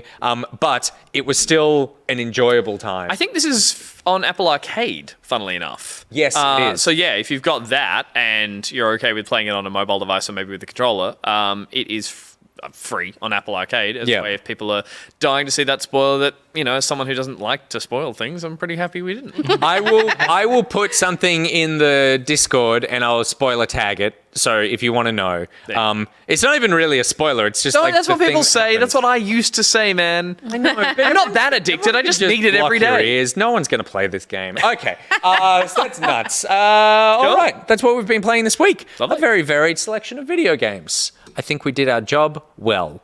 Let's go to an ad break.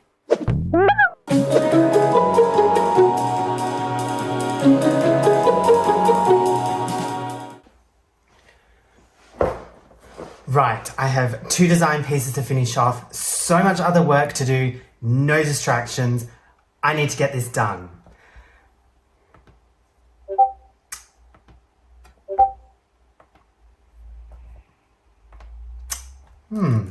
Maybe just one game. Right, he's to the left, he's to the left. Come on, help me! Come on!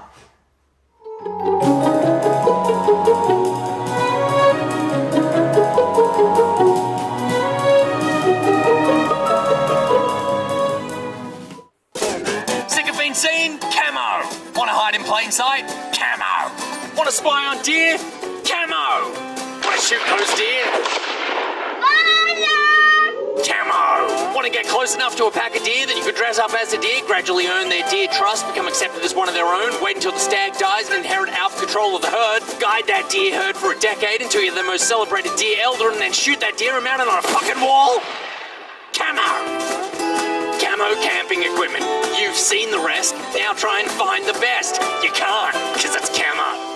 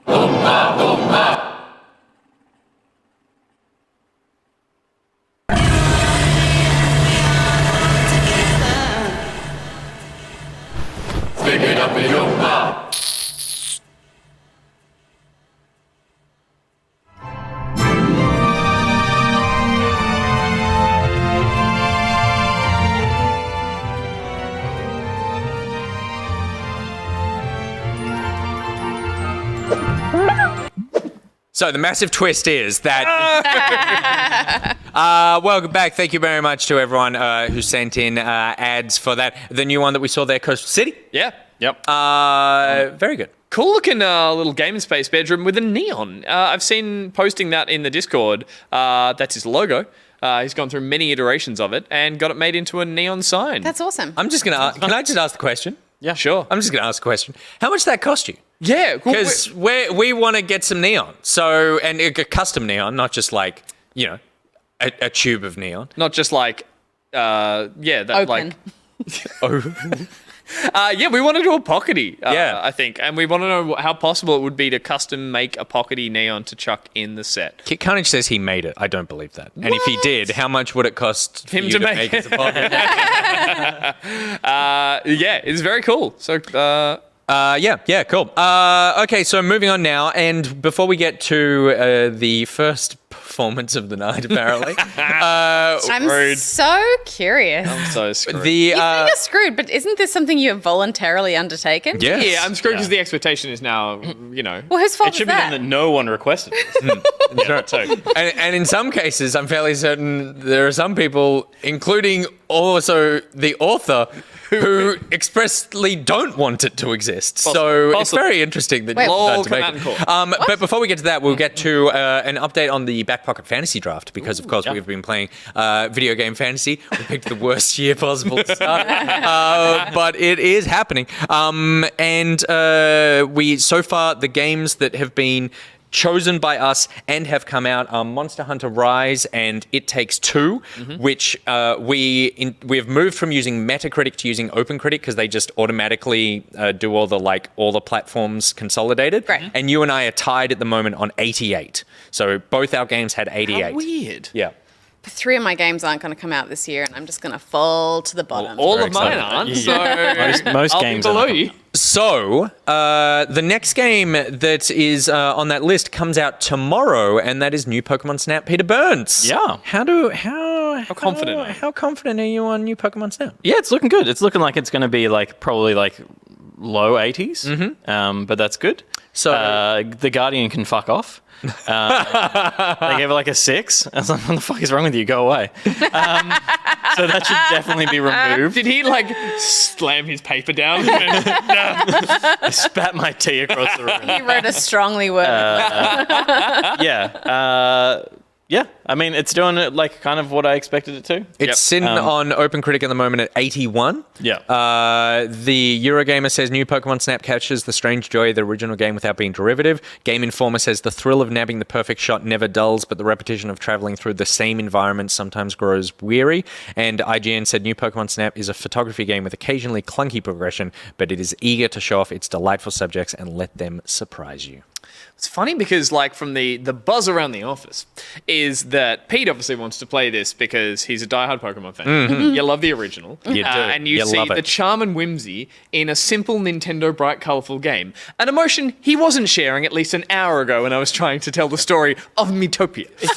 However, put a frame of those two games next to each other and tell me which one you want to burn. Moving on. Of Miitopia. Nick, however, delightfully, you've said that you're really keen to play this because it might be a really great experience for you to share. Yeah, so I was very uninterested in it. I'm excited for the people. It's just not my kind of thing at all. But I did think that last night I was like, oh, my son might actually love playing this game with me. He really liked, he loves playing Little Big Planet or Sackboy's Big Adventure with me. He really liked the idea of Bugsnax, but Bugsnax he never played it. He sat and watched me play it, but it's too much the Bugsnax hide from you all the time. So it's you need to coax them out and do a special thing and that sort of thing. And he was like, I just want to see them. And they keep hiding. And you had to juggle probably, as you said, a few mechanics, which he's not having direct control of helping you do. It's menu, that. Whereas, you are quite literally snapping a camera now. Yeah, and so the on-rails nature of Pokemon Snap, the fact that they're all there waiting to be photographed. Sure, it might not be the greatest photo, and you can get a better one by throwing a tomato at their head or whatever it is you do. Yeah. But Pete, you were this could be a very good thing for him to be playing. Totally. The thing that is really nice about them is that you can do the same. Thanks so much for getting some footage. Really, you can do the same mission. You would get bored of it on the 10th go, but you can do it multiple times and see different things by just looking in the right direction at the right time. Yeah. So I think it's a thing that Banjo will find really exciting. Yeah. Is the idea of we missed that one last time, but it's not it's hard to find it. Yeah. Just have another crack. We just gotta do and it you again. will see it. Yeah. Look left instead of right. Yeah, Who totally. knows what you might see. So And he is obsessed with animals and flowers and nature. He is a nature boy. So I feel he loved Animal Crossing. So I actually now am super excited for it. 24 hours ago, I was like, I hope it sucks because I don't want Pete to win. And now I'm like, I hope it's good so it could fill my boy with joy. Well, and also, in terms Pete with joy. in terms of backseat gaming, I'll take the 81. you got at least 6 more points to get up there with these two, but the old 88 across the board. Yeah. He'll get there with his cynical pics of Total War. In terms of backseat gaming, as you said, Bugsnax or even Animal Crossing, it's there's still things that you're doing that he's kind of not really making a connection with, which is hey, get all the peaches today, and you're well, I actually sell them to buy. Yeah, that is a capitalist. Yeah, exactly. Whereas what's really lovely, I can imagine here, is he's over there behind the bush, and you can just do that action really simply. Yeah. It is the simplest of concepts. So, so I'm keen. I am super keen. So that is very exciting. We will, of course, update the score next week. We do it a week after the game came out, the official score, so all the reviews. Can we throw the board up one more time if possible? Please. Because I just want to have a quick guesswork at what do we think is the next one, at least that's maybe... delayed? Well, Resident Evil Village is the Resident next Evil's one. coming out. Village is- And that's on my Out list. next week. That means I will be sitting there with nothing on mine still. Probably till January 2022, I'd say. Yeah, when that Roller way. Champions. When Maybe there's late nothing game? coming out, man. What else have you got on your Breath of the Wild, Senua's Saga, Not Only coming out. one of Not yours coming has a out. release date, Deathloop I think. might come out. And it got Deathloop is Yeah. coming out for sure. Yeah, but for it's, sure. well, it got to pushed September. like 4 months to September. September? Yeah, Okay. so a long time. Roll your champions. No, yeah, that's Not still a coming big out. question mark. Ever. Senua's Saga, I think, was pushed Senua's at like quarter. confirmed? I thought it was like third or fourth quarter of the year at the latest. Breath of the Wild 2 was my wild card, and it's not going to happen. Sons of the Forest, your other wild card. Oh, I haven't checked that one. That might sneak into like some. That's probably going to live in bloody. I should have thought of that. That's going to live in early access forever. Here's the problem. Senua's Saga is published by Microsoft.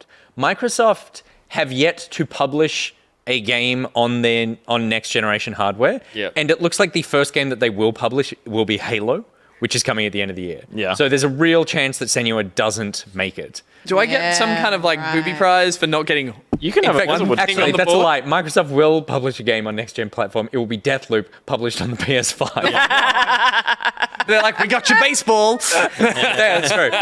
Yeah, so then it's Resident Evil Village next, and then I think it's Ratchet and Clank after that, Yes. which is coming in June. So yeah, so there's the action's heating up, but Gus could end up with 0 points. Do we think Forbidden West will come out? Can I get excited about that? I saw some tiles on my PS5 saying like, "Hey, get excited no, about that," but it was just I think because they it's were pretty I unlikely. think it's 12 minutes? 12 minutes. 12 I minutes, reckon 12 minutes is making it, but Horizon Forbidden West, it's May next week, and they have not said a word about it. Yeah. I reckon, I just don't see it. also- Unless it's a surprise E3 thing, and they've done a really good job of keeping it under wraps, but yeah. all syntax errors in the chat saying Gus gets the booby prize of the cancelled before release. So I'm like, Yeah, totally. yeah, I can slap a There you big. go. Harlow says Horizon will defo scrape in just before Christmas, but just barely, and I like that attitude. Yeah, Stick it to the man. that's good. I dear. like that lie. Okay. Out by hitting that like sexy sting for the segment peak. Oh, yeah. It's got such a kick-ass. It does have tune. it does have a tune, doesn't it? Slap me.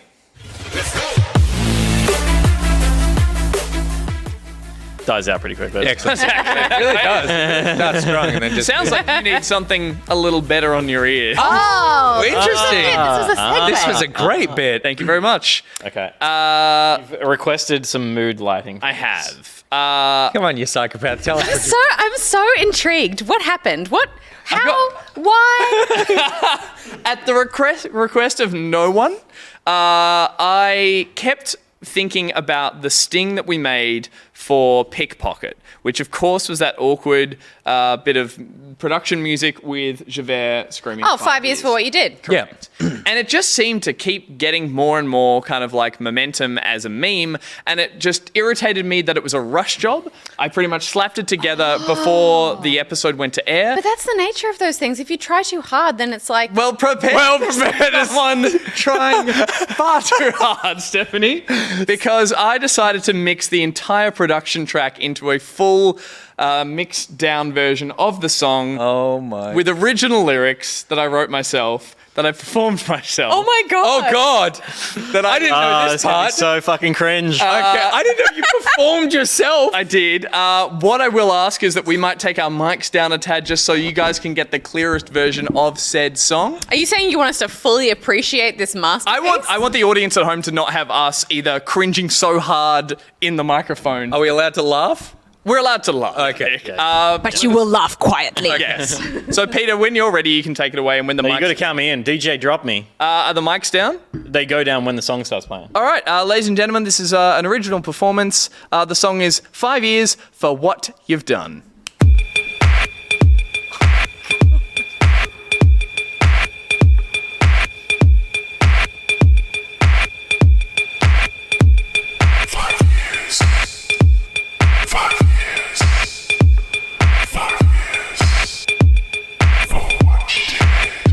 Look at this tension already.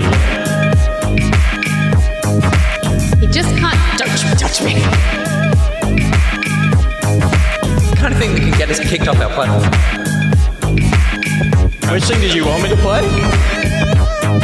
Play the title card. 5 years, what you did.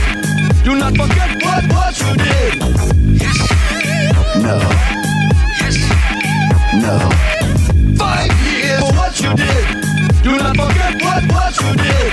So, okay, that was Russell Crowe in Les Mis as Javert. Remixed by Gus. Remixed by, okay. It's been 5 long years, and I think that we've forgotten that behind all of this madness, Peter's pushing all the buttons. We don't see it when it's coming, sometimes always never maybe. Then it's back to the Blue Mountains, driving Stefan's got it crazy. It's a power he abuses, Russell's waiting for the drop, but old Jackman's never ready, he just wants it all to stop. He controls all of the assets, always changing out the gears, but don't ever be forgetting, it'll always be 5 years. 5 years, what you did. Do not forget what you did. What you did. 5 years, what you did. Do not forget what you did. Look at that face. No.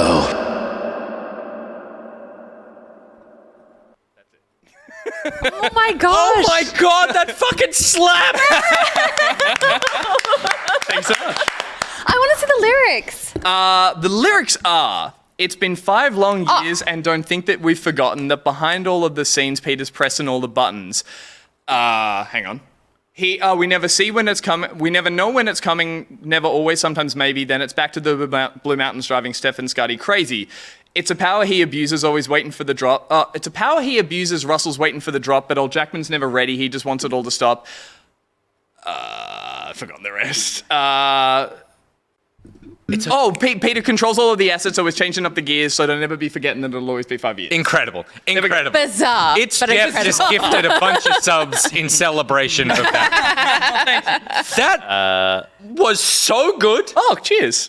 That was a bop. I watched the Billie Eilish documentary and I got intrigued by music production. Yeah. So I thought I needed to try some recording of my own. So Gus and I, because we've been playing It Takes Two for the last few weeks, at one point he said to me, as we're playing, we're just sort of like wandering through one of the areas, and he goes, so I kind of, I've done a thing with the 5 years sting. And I was like, oh yeah, what's that? And he goes, so watch the Billie Eilish documentary. I'm like, oh no.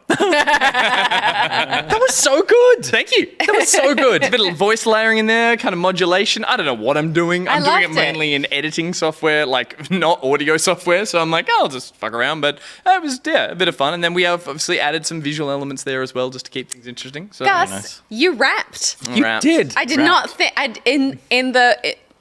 my vision of 2021 did not include you rapping. Absolutely. And, it's glorious. Little secret there. Anyone who saw the Roller Star ad from the previous week would have been like, that's kind of Gus's voice, because I just put like a slightly deeper pitch on it because I was like, I wanted to sound like the Action Man guy. This one, I did the whole thing in a deeper voice and then I pitched myself up.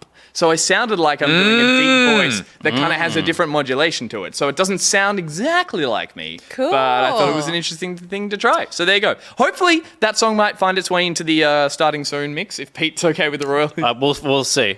It's still like copyright infringement. It's probably fun. We'll put it somewhere. Yeah, we'll put it out. Can we clip that part of the show so that we can put it out somewhere? It'll go somewhere. That was so good. I'm so impressed. Now, so impressed. it's time for Pickpocket. Oh, no, it's not. We didn't actually have that segment ready. No, it's not. We are going to go to a very short ad break, and we'll be back with Pock-Art after this.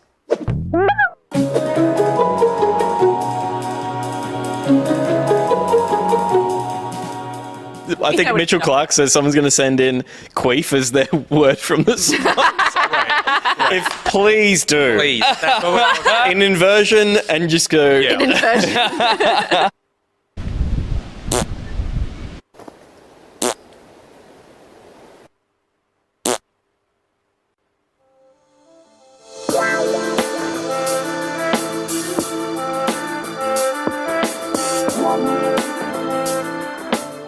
If you're a business that does online business online, then your online business needs Nicrotex. But don't take my word for it. Fuck. Meet Nicrotex. By utilizing carbon-bonded tritonic RAM processing nodes in conjunction with cutting-edge peer-to-peer pseudo-random phased accelerated digital intermodulation, we are raising synthesized phase noise efficiencies by 300%. We recouple decoupled semiconductor modules using open-source RX oscillating nanoharmonic quantum discriminators that bypass traditional hardwired XML circuits to allow optimal backend SSL multi-byte enabled BIOS process. You can't prove that doesn't make sense, so upload Nicrotex to your servers today. Oh shit, he's getting in mine. Oh shit, no! Audio Jungle.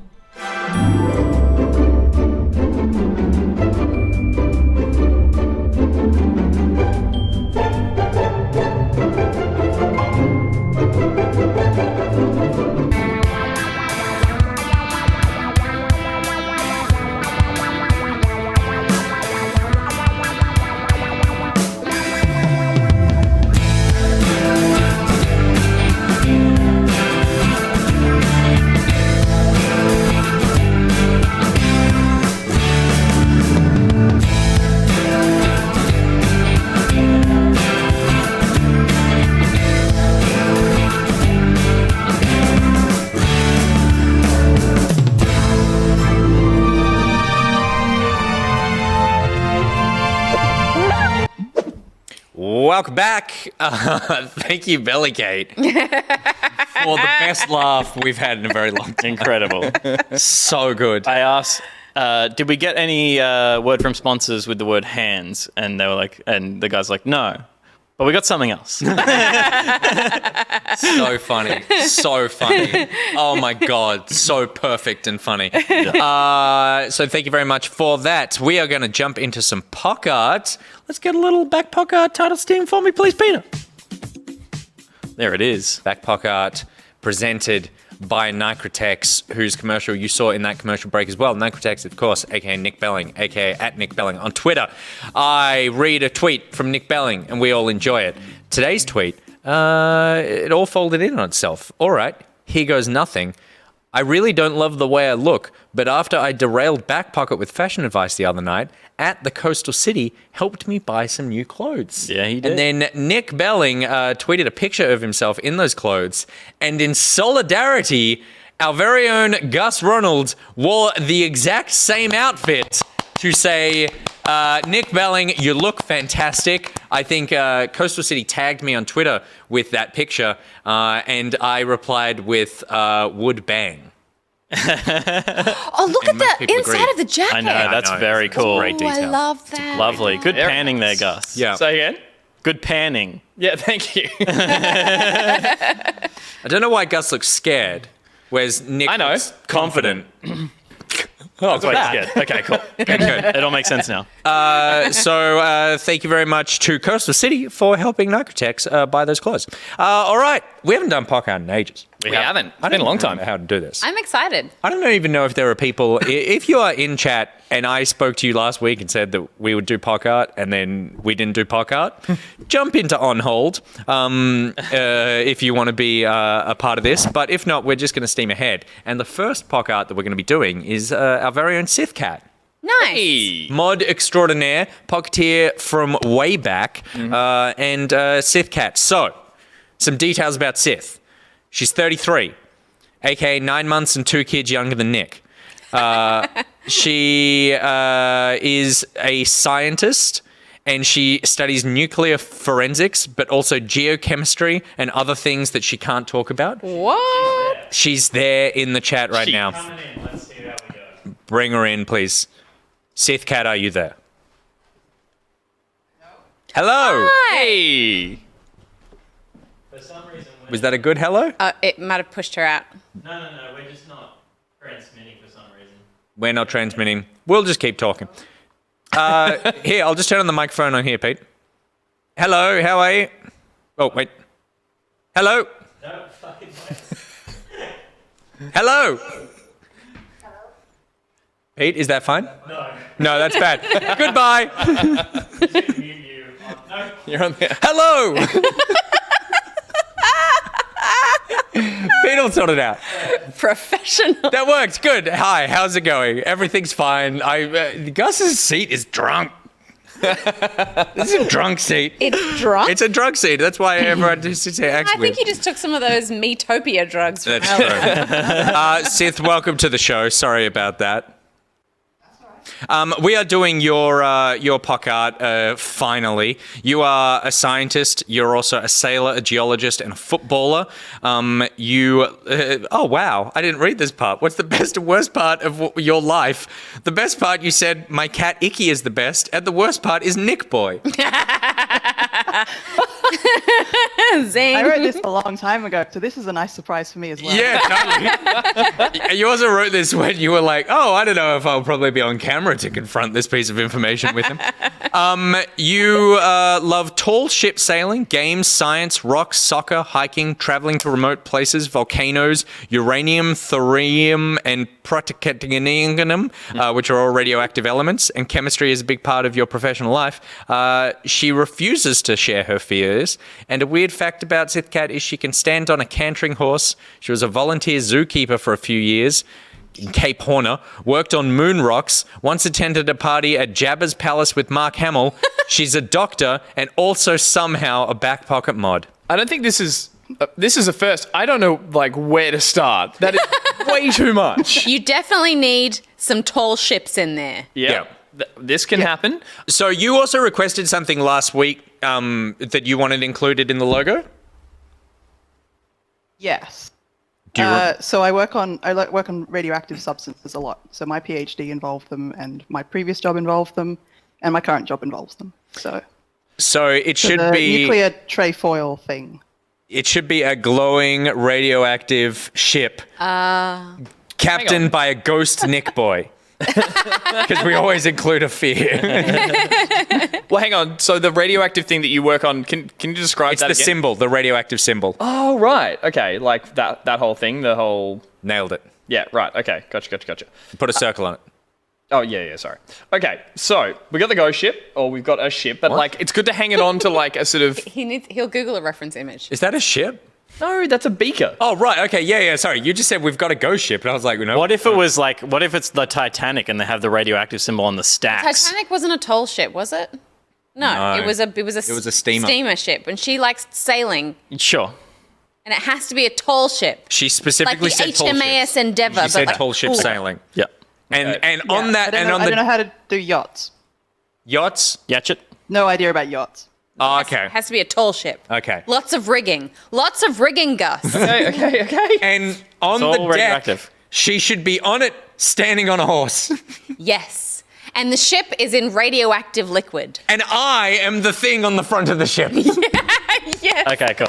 All right, everything at once. I love it. That works. I swear to God, this is the only one I'm working myself into tonight. He says that. A very normal sized tall ship. Says genocide. Oh, she's a beaker. Well, I was starting with that, but I do know what you... It's I often instead of doing them as a person, doing them as something, as a fun little logo. Yeah, like a drunk bird on a motorbike. Like a drunk bird on a motorbike. But I can do that beaker... On a motorbike. I can do that beaker on a horse.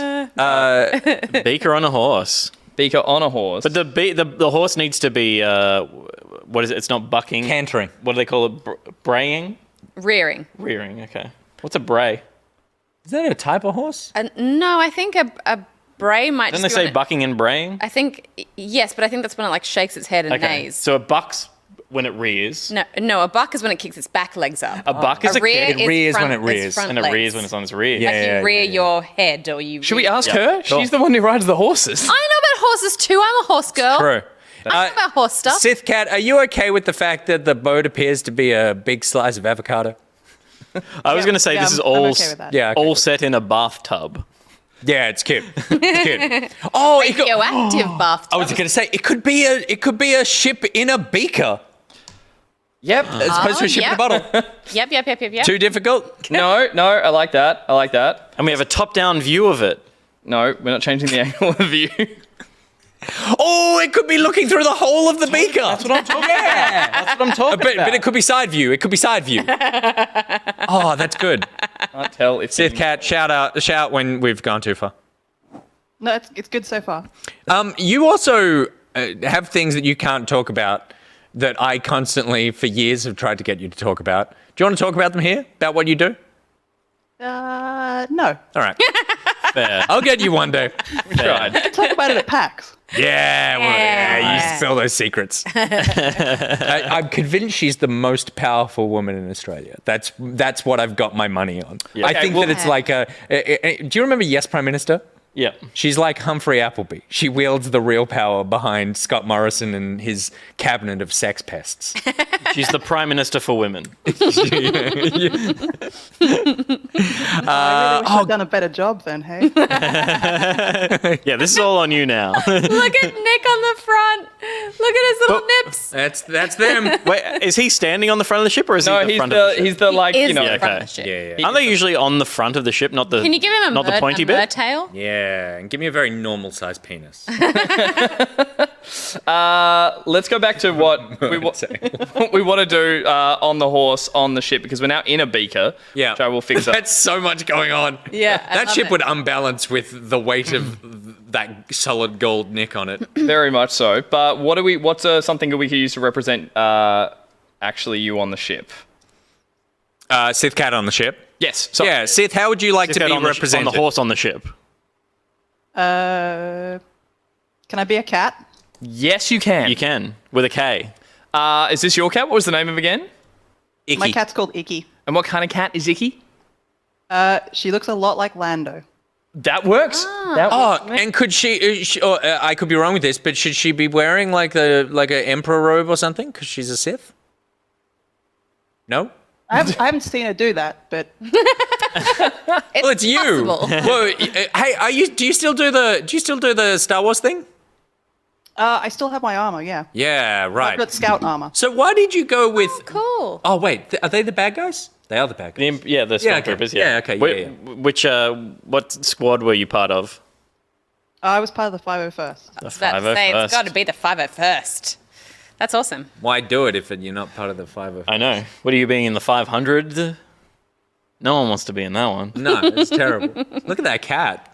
Look at the eyes on that cat. Look at that cat checking out that Nick Boy butt. That's what I was trying to get. I was going to get a little bit of that. Did we land on any accessories for said cat? Was it not a robe, or is that a little too evil? Well, it could be like that classic shot of commanders, like, you know, you see like Napoleon on a rearing horse with his saber drawn, and it could be a lightsaber. Lightsaber. Oh, that's good. That's not bad. Do you like that, Sith Cat?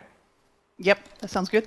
Sweet. And Gus, you really like Nick needs to be on the front of the ship, not the no, the he's pointy there. nose part. Okay, well, like, no, he's part of the ship. Yeah, no, I know, but he's like I'm attached to the those foot. figureheads. The figurehead. Yeah. The figurehead is on the front of the actual body of the ship, not the pointy bit out the front. You'll just draw a bow, and you'll stick me on the bow.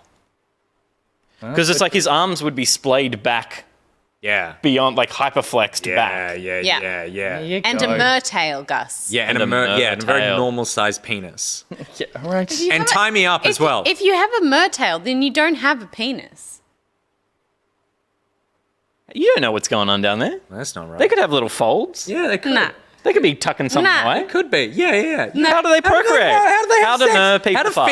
How do mer people fuck? They can't. They lay eggs or whatever. But how do they impregnate the eggs? I don't know. How do Magic. mermaids fuck is Magic. an actual article on Jezebel.com. It's magic. Because in order What for did Jezebel.com in order for give Ariel Pokemon to Snap? fuck Eric, she had to become a human. That was the only way. I thought she just wanted to like get a hairbrush or something.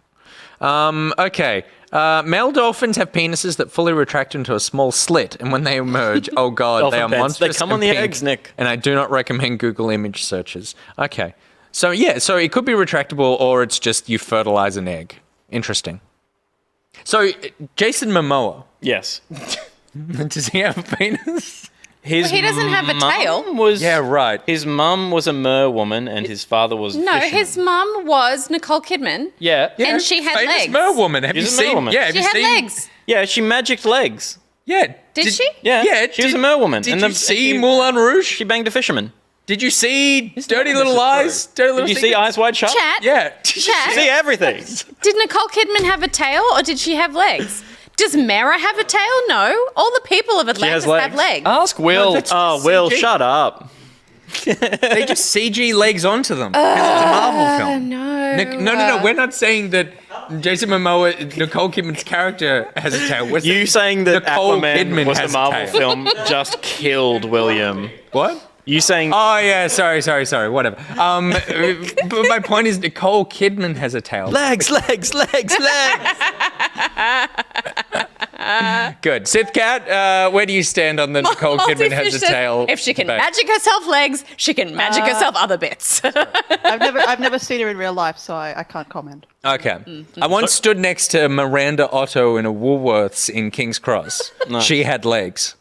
Yeah. So that's it for Backpocket. This is great, Gus. We can add like one. So we've got Nick on the front. We've got your cat. Was it Icky? Yep.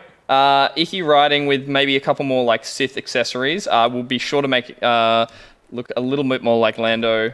Oh god. / Icky. / Icky. If you want to post a picture in the Discord as well. We got anything else apart from the boat? We'll be like.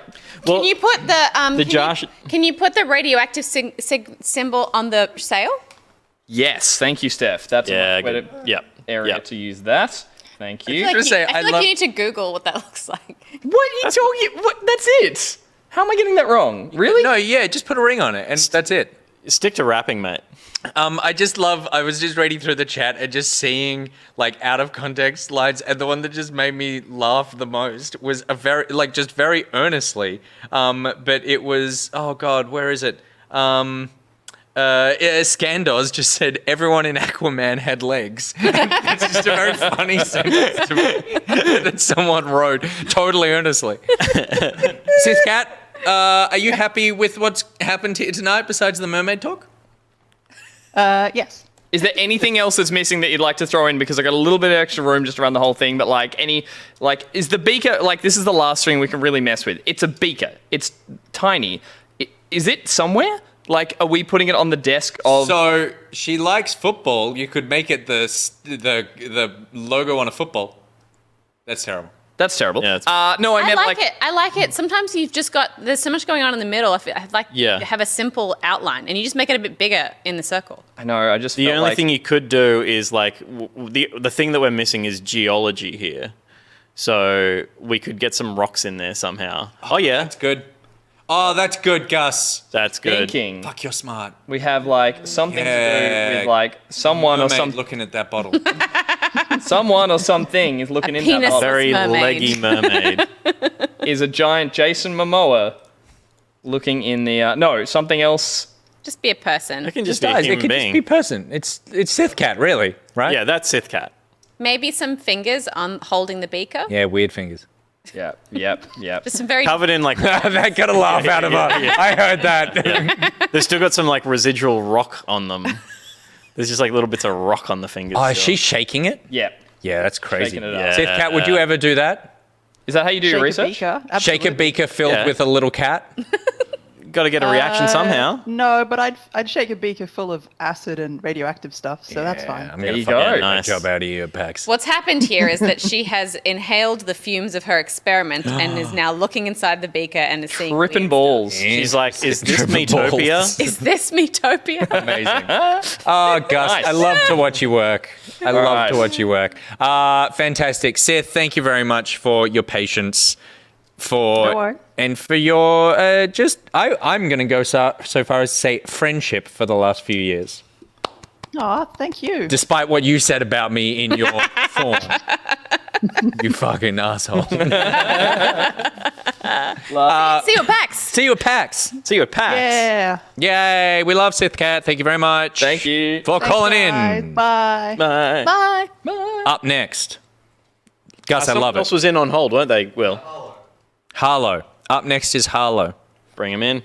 Gus, you've done a fantastic job. Kindly. Isn't it amazing that you Because just I had no idea. finished that and now it's a brand new idea that you're going to need to spit out? Let's do it. Harlow, how are you? Hello. Can you hear me? We Yeah, can. We can. Awesome. Sith Cat was the testing ground to make sure that this all worked fine. Yeah, well, it's kind of work. It's being held together by Band-Aids at the moment. Welcome. I'm going to recite some facts about you, so this might be weird for you to listen to. Go ahead. You are 23. I am 24 today. Hey! Birthday human. Happy birthday, Harlow. Happy Gus birthday to will Miss do a Silver as birthday well. rap for you because he raps now. Yeah, go. Go.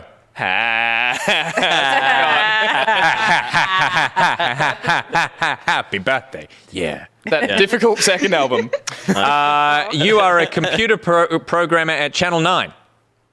Yes, I work for the enemy. You do work for the enemy. Sure do. You would describe yourself as a tomboy, but your wardrobe is rainbow. You're excitable, but also a worrywart. You love your job. You love math, problem solving, tweaking, and optimizing. It's almost like a game itself in a weird way. But I thought I read that as math, problem solving, and twerking, and I was like, what a fun combination. Yeah. Do you love twerking? I haven't tried it. Maybe I should. Well, there you go. There's maybe a 2021 goal. You don't like cities. Sorry, coastal. And that's why you live on the coast. And you've got here... technically, this looks like under the things that you hate, but I don't think that's what you mean. Your boyfriend, and who you say always pulls you out of a spiral of self-doubt and self-deprecation like it's no big deal, which is very sweet. You are interested in indoor plants, console modding, and I believe you actually messaged me once about modding my PSP or Vita. I did, yes.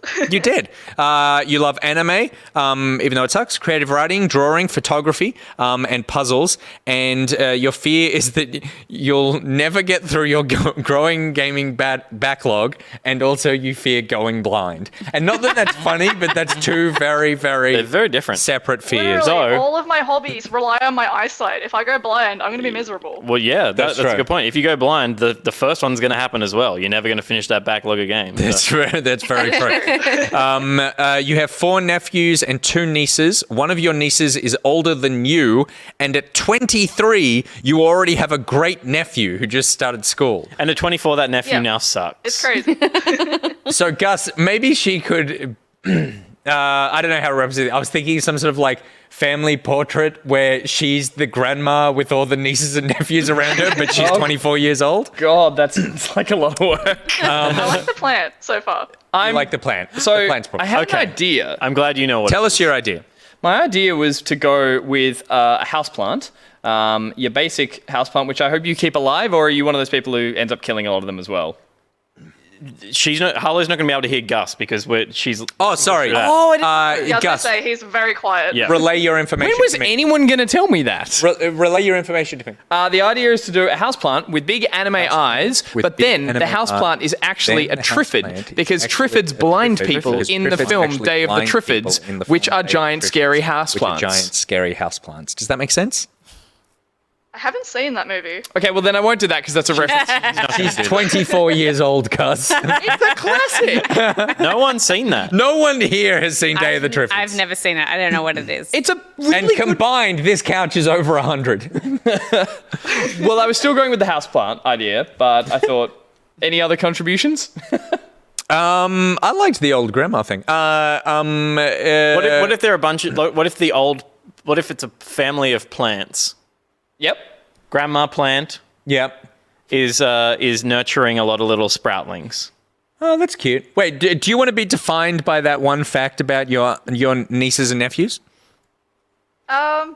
I don't mind it being in there, but it doesn't have to be like a major thing. Yeah. Should it just be a picture of your niece? I'm kidding. Okay, so... How about some console modding? I like that. Yeah. Modding is cool. Cool. And maybe a plant. Modding and plants. And retro video games are also there. Could there be something like... Because I like the fact that, Harlow, you're into two very different things in something very natural and then also the console modding thing. So whether it could be like a plant reclaiming a console, like nature reclaiming technology. Or I was thinking like a That would be really cool. a modded console that's like instead That's why of I like Horizon. Yes. Yeah, totally. Instead of necessarily having, well, yeah, that's cool. That's like totally just taking over the machine. The other thing I was thinking of, it could just be a very natural looking thing that's mimicking a motherboard or something. Yeah, so right. it's like yeah. vines of the buses and stuff. Yeah, right. Yeah. What's your favorite console to mod? Trying to think. I've done my GameCube recently. That was really fun. Oh, yeah. Cool. And Nice. And what are you modding these things to do? Mostly just to see what I can get out of the hardware. So like I've got my GameCube playing like things out of the memory card instead. Oh, cool. Just seeing what I can get it to do. That's cool. That's Nice. so cool. I'm big into consoles or tech that has a handle. My PC has a handle, and I just find that like really cool, and you can lift it up and carry it around. You should Not mod that some you do handles that- on The things. GameCube had a handle. Yeah. That's why I brought it up. Oh, of course, Famous sorry. handle. It's one of the few consoles that. I'm sorry, I was distracted. I was just thinking Gus is moving into dangerous territory with tentacles coming. Well, I thought I'd danced dangerously close with anime tentacles, but they're like from a plant, so then Oh, not right. sexy tentacles. Do you like tentacles? they're not tentacles. Those might be best left to Dust Bunny. Yeah, I There you would go. say just keep She it knows. leafy. Keep it leafy, Gus. Yeah. But if you'll bear with me, the Like this version of Steph who just says something and then repeats it angrily. Yeah. I said, keep it leafy. the reason was that it was going What to be about like Linkin Park? We can put some Linkin Park in there.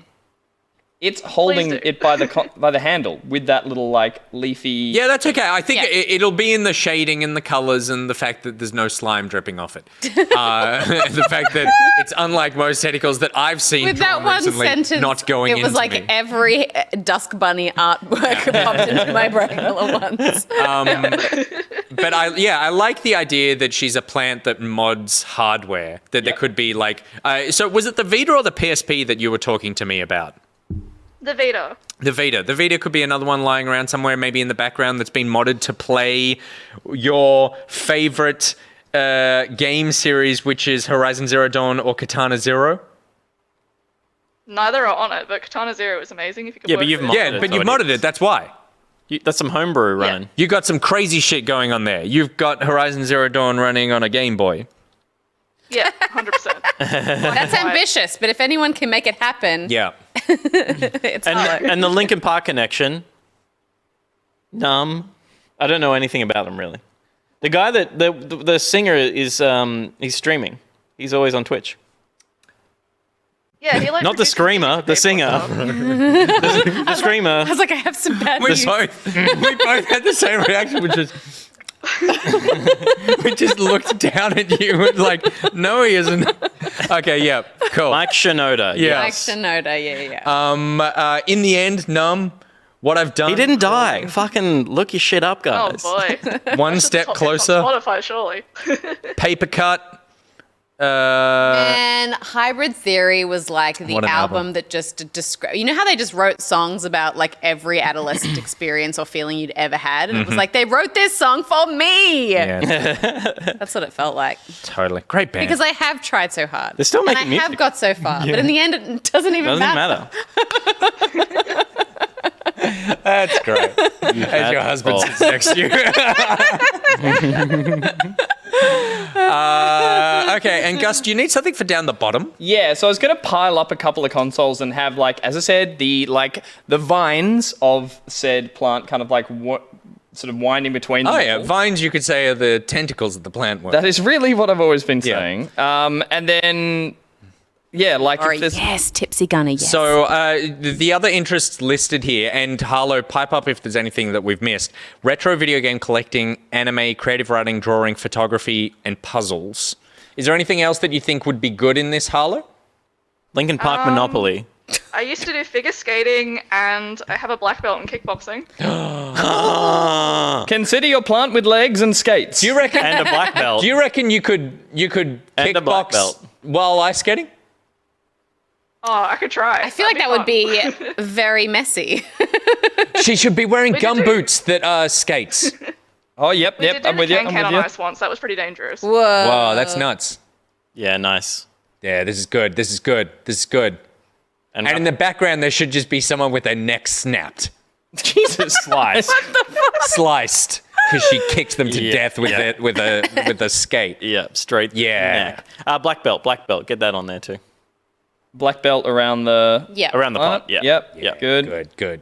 Okay. I mean, yeah. Something, Yeah, she that's wants it good. on her That's lip good. This is a great character. Yeah. I'm a bit right. Harlow, I want to make it really Oh, clear. you have severed that- someone in the background. Yep, you did it. Good. While this is obviously your logo, I want to be very clear that we own the copyright to this because this feels like the beginning of a ABC iView show. Yeah. Or like when Rare give Gus a call, we Yeah. own it. And we own Gus. Yeah. That is. Are you okay with the decapitated body in the background? Go for it. Hell yes. Good. More consoles piled up here. I'll rearrange them a little bit, but I think like consoles. a pile of them there. A couple more vines around. If there's clutter there, then get some Linkin Park records in there as well. Yeah, records, because they're all on vinyl. A CD is still a record. Yeah, there you go. A record. Linkin Park. There's the like ice hockey player on the front of it. Isn't there like an album where it's like an ice hockey player on the front of the? Yeah, and thing? that's Hybrid Theory, and then he's got the. There you go. He's got the wings. I love this. Okay, I love this. There we go. We've got a houseplant that mods consoles with its vines, not tentacles. Ice skates and gumboots. Mods consoles and skates over the heads of its enemies. Makes its own blood and bone fertilizer is how we'll Yes. frame that. Yes. Very good. And Supine Hydra in the chat said Tentavines. Tentavines. Yeah. And out of the top, a big old Triffid. No, Gus. Delete that layer. Harlow, are you happy with this? Yes, that looks awesome. Great. So cool. Well, shall be gonna shine up fixed up nicely. and sent out to you pronto. We'll get it all fixed up and sent out to you pronto, is what Gus said. I'm saying we. But he also rolled the R a little. He said pronto. He did. He was fancy with that. Thank you very much for being such a wonderful supporter of the show. Is there anything you want to say? Happy birthday to Miss Silver again, birthday twin. And yeah, thank you guys so much. Yay! Awesome. Cool. Yeah. Thank you. All right. We'll talk to you later. Have a good one. Yeah, see ya. Bye. Bye. All right. Badunk. Badunk. In the vault it goes. Alrighty. Next one. Gus, you're on a roll. Smashing through them. Oh, speaking of... Oh, no, we'll do it. Speaking of rolls, Roll me under that button. Speaking of rolls, Matt Flaps Matt Flaps. is what we're going to do next. Is Matt Flaps in the chat, or are we doing this one? Is there anyone in on hold? No, there isn't. No one's in on hold. So, Matt, if Matt Flaps, if you're watching, get in the Discord on hold. If not, then we'll just do it ourselves. Matt Flaps. Huh? How did we draw Matt Flaps? Well, there's more to him than just the flaps. The loose skin. He is a nursery worker, plants, not tiny humans, so another plant person. Yep. He would describe himself in 3 words as Viking, sleepy, and cheerful, which is not how I imagine the Vikings. I like a sleepy, cheerful Viking. Yeah. It depends on the Viking. Not all of them were warriors. That's true. Post-raid as well. Yeah. Yeah. They just pillaged and plundered. Drunk. Yeah. I'm pretty happy. Lives on the Central Coast, lives near a lake, hates being near bogans, loves working with plants. It just needs to be a sign that says, like, Byron Bay, like, 2,000 kilometers away in the background. That's where all the bogans are. Bogans are Byron Bay. Well, I don't think that's... No. That's where they are at the moment because no one can go to Bali. This isn't helping me. He's still just got a blank circle in. It should just be the sign. Byron Bay, 200 kilometers north. That's it. He likes cats, plants, music, video games, drawing, and cooking. Hates spiders like everybody. Has a multicultural background. Finnish, Greek, Scottish, German, English, and Aussie. He tends to get through... 90% through a game and then gets distracted. Ooh. He would be content eating spicy curry every day for the rest of my life. And he says, I have large feet, potentially severed. Kit Carnage says Matt is Harlow's boyfriend and can't call in right now. Oh! What the hell? So this is the like matched pair to the other one. It should just be the call and response one. It should be the other. Oh, Bring the other one back and do a horizontal fuck me. flip. Okay, And so he's not here. Imagine 2 flaps called Matt and just A vine reaming tentacle. into them a tentavine. Hang on, what's going on? So Harlow, Nothing, Gus. Don't Matt listen to Flaps any of is this. Harlow's boyfriend. Oh, right. So she should just be absolutely If Harlow's free, she could fucking jump back in. vine banging that flap. No. Should we get Harlow back in here? Harlow, if you want to jump back in, please do. I think something really leafy as well. Again, there's obviously a plant connection, so it's nice that they would echo each other. I like the idea that you but could if- somehow have the plants be like if you put the 2 pictures side by side, it looks like it's one picture that you've split across 2 logos. Well, we also want it to be like unique to Matt Flaps. I like what only one getting fucked by a vine. I like what's happening with this Viking boat. The Viking boat just has heaps of plants in it. Yeah. Here's the thing. My initial thought was like it would be cool to see a Viking that had like a basically was a treant, right? Oh, I love that. Like yes. made of Oh, tree. that's good. But like a big brawny an actual Viking. tree beard. Yeah, That's totally tree good. beard. That's really good. But then like obviously we get to the point where now Treebeard is bending forward and there's a tentervine. Should he have coming axe through. and be chopping himself down? Stop it. Stop it. No, I'm not doing the vine thing anymore. Stop This it. not anime. Harlow I'm is saying Harlow's fighting ready. with an axe. Can You're jump back always in. doing your thing. Harlow, you back? Gus, a Viking ship Yeah, I'm has here. like a full We've got Harlow curly back. bit on We've the got Harlow back. Now, Harlow, I assume you've heard all the ideas so far. Yes. Okay. Any of them feeling good? Let's see how we go with it. I don't know. It's his, not mine. How do I like Pete's idea of some sort of tree Viking? Do you feel like that captures him a bit? Yeah. No. He has a lot more trees than I do. I go for little plants. He's got lots of trees. Yeah, cool. Okay. I'm thinking like, like the obvious picture of a Viking is big, burly, red hair, intimidating, but like replace some of those things with like a bushy, viney beard, like tree bark for skin, like to capture the strength of that character as well. I think that could be a cool like centerpiece character. Would you describe him as Viking-ish like he does? Change it to blonde, but yes. Okay. Okay, so a blonde tree. Well, I think he can just be a Viking with like his beard can have like leaves in it and stuff. I don't feel like it has to be like. So he's a druid. Yeah. Sure. He's like a Radagast the Brown. Yeah, he's Yeah. got shit in his beard. Yeah. All Syntax Errors had a nice suggestion, which was a Viking boat, but the sail is the world tree that has branches that extends into Harlow's logo. Oh yeah. That's what I was talking about Yeah, the no, link. I Just know, I something like like just one thing that Yeah. you go like, oh, that's Yeah, cute. yeah. Nice. You went for penetration. There are other options. Yeah, I was like, Discovered well, like since. start at the dream, and then Yeah, you just yeah, like yeah, compromise Compromise. until you end up with like the world tree branch hangs beautifully over his partner. Yeah. You know? Yeah. But like you want to start with like literally the tree is being split apart by a vine. Oh, Sorry. I love this. This looks Imagine great. they break up though. Imagine if they break They up. can't now. Harlow, don't break up with him in the next sort of like 3 or 4 months. So I've We've been been together for like over ignoring. 6 years. I think we're all right. No, the 7-year itch is coming up, so just be careful. solid like a tree. I've been ignoring everything you guys are talking We about. can tell because clearly. we're watching what you're drawing. Yeah. Yep. Why But- is he a genie?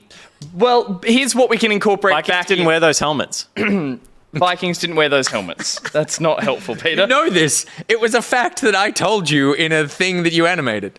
Yep. Okay. So the things I was going off was him in a Viking boat, pulled up on the shore, having a nap, with the legs kicked off on the end of the boat because he's got the big feet. Oh, it's a beard. And then the idea is we were going with the beard. Not anymore. Yep. But I'm more than happy to play around with that little bit of the canvas because there were some ideas there. He's leaning on the back of the sail or the mast of the Viking ship. Yep. But that has now turned into the world tree. The world tree. He's having a nap, but we've got we can do what we want with his. Oh, yeah, because he's sleepy. Yeah, because he's sleepy. He's Yeah. a Viking with big feet. See, what I've done is taken the clues and put something together relevant. If you can't hear Gus, he's saying, I'm a little baby. But as I said, we could do something with the beard. We could do Yep. something with the boat. We could do. I was going to have a sign down here. I like leaf beard. Leaf beard's cool. good. Leaf beard's Leaf cool. beard's cool. Harlow, do you reckon he would like leaf beard? Yeah, I reckon that works. Yeah.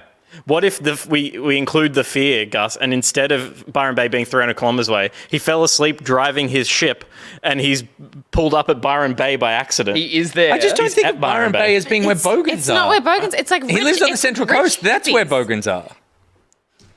That's why he's scared of them, right? Okay, how about this? He's turned up on the Bogan's beach. Hence why Let's call it there Bogan Beach. Yes, Bogan Beach. Bogan Beach. Yeah. There's tinnies everywhere. What else There's represents? bogans everywhere. You're in Six says Australia. The bogans are walking away. I know, like everywhere is bogans. There's bogans here. There's bogans down the street. One of us is probably a bogan. I would be the closest one, probably. Steph, definitely leafy not. beard. Definitely Steph. I can do a leafy beard, probably in a bit more detail. Yeah, cool.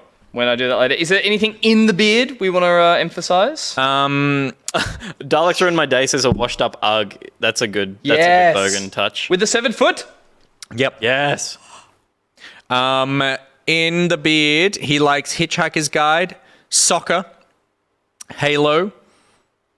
What else would he? Oh, spicy curry.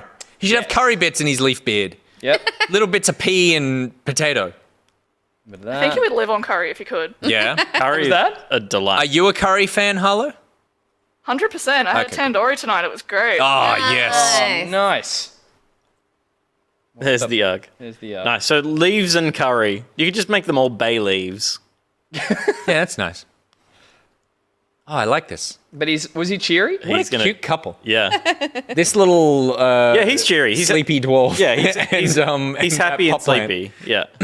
Yeah, this is like Snow White stuff. Yeah. Except they've landed in Except there's one of them and not 7. Bergen Beach. Yeah. He just put all the other 6 in a curry. And this guy probably understands consent. Gus, the front of the ship needs to have like a Oh, Viking that's cute thing on as it. shit, Gus. In the tree. That is cute as Yes. dreaming about Harlow. Oh, that's my cute. goodness. Oh my god. She is his world tree. I mean, Oh no, oh Yes. it wasn't a dream. She's sitting on the branch. She can be in the dream as well, because she's in the dream tree. But I was like, Oh, that's so nice. obviously in a little more detail. Yeah. Now, would you be doing anything to him? Like, would you be throwing something at him, tickling his nose? Can I like throw some nuts at him or something? Yeah, that's Yes. what I'm talking about. is he allergic to nuts? Is that why? God. I'm just trying to think what I'd find at a tree to throw at him. Yeah, okay, that's true. That's true. cool, That's cool, true. cool. It's the nuts from the squirrels. Gonna wake him up. Yeah, good. Oh, he likes so Halo you- though. I could shoot him with like a Halo gun or something. Oh yeah, shoot him with a plasma I like pistol. how you've gone from I could throw a nut A fully charged to I plasma could shoot him in pistol. the head with a gun. Plasma rifle. And we've got this beautiful like earthy world where it's like the world tree and there's a plant and a Viking and then there's just this gun. I like it. So that's up there. A little more of him down there. He's turned up at the Bogan Beach. That's true. If he likes Halo, we should put something Halo in the boat. Something Halo-y in the boat. Is it? The boat's like not. It's not the one on fire because he's like gone out on a funeral pyre or something. No. Instead of the Viking helmet, which doesn't exist, it could be the Master Chief helmet. Tipped But that back. covers his Tipped back, whole yeah. face. No, but like tipped back, like he's having a snooze. Yeah. Maybe that's hard to draw. It's a bit clunky. Yeah, okay. Well, you know what? He's gonna give it a Sometimes shot. it's just an idea. No, it was a you know? good idea. Sometimes I mean, it it's was. just a fucking Sorry, it wasn't a idea. good You idea. just gotta, like, It wasn't a good idea. Like we It have was a an rule idea. in this company that no idea is a bad idea. Like you, That one was. we don't qualify with the whole like Look, not it might this work. part. It might Okay. work. All right. He's drawing it. No, that sucks. Yeah, I would- That's a bad idea, Gus. Don't I do would that. rather see like just Master Chief just chilling in the. I'd love to see in Master the- Teeth as well. Master Chief All of his Where's teeth Master should be Chief in all little this? Master That's an Chief. awful idea. just chilling in the boat behind him. Oh my god. Passenger 2. Shoot him with Alright. a plasma pistol. Yeah, just shoot him with a plasma pistol. Give him. Oh, And then you get to do a shit, fun wait, bit of lighting. What's the If, one with if the he purple really thing? likes Halo, it should be Needler. represented by. What if it was a needler, but it was like thorns? A green needler. Yeah, a green needler shooting out thorns needle. or spikes or something. Like That'd be planty pretty cool. things. So then it's still authentic to the Yeah. world. Now that's a Kind of good like the idea. idea, Made like of wood. Steph. Now that's a good idea. And see, if we let you get away sounds with that great. shit idea you had at the start, we would never have gotten to the good idea.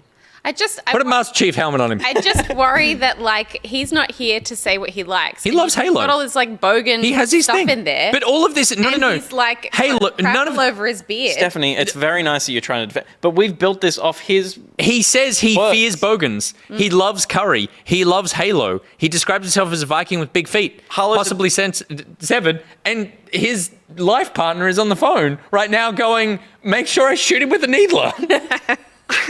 Master Chief is sitting in the back of the boat rowing, Yeah, nice. That's where he should be. just back there, doing that. He That's where he should be. That's where he should be, Gus. That's where he should be. And then forgetting the needler, but I'll do a better job later, I promise. Little needler up there as well. Oh, this is great. Yeah. Porncore Bishop Nice. says, if you want to reference Halo, just make the image massively overrated. a bishop has Oh, that's just awful hey-o. taste in video games. So. Man after my own heart.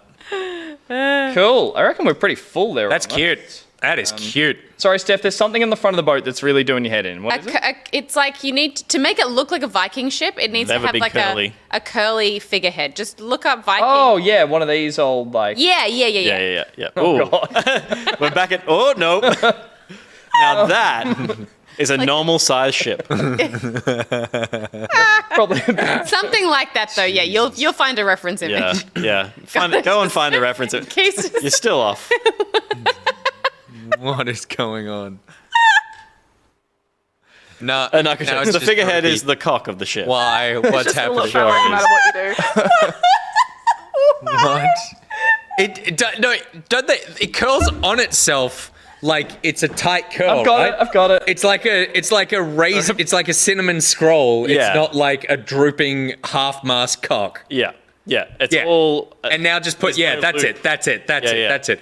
Imagine you took a normal-sized penis and just rolled it up. And then, of course, thank you, Steph. That does help. And then, of course, no air gaps. No, the ship's ball. There we go. No! Take it away! A bogan has come and stapled one of those like kangaroo nutsacks. Amazing. Do you reckon he'll like that? So funny. I think that's great. I love it. Cool. Thank you very much for stepping in and helping out again. No worries. You got anything you'd like to? Anyone else has had a birthday that you want to say happy birthday to?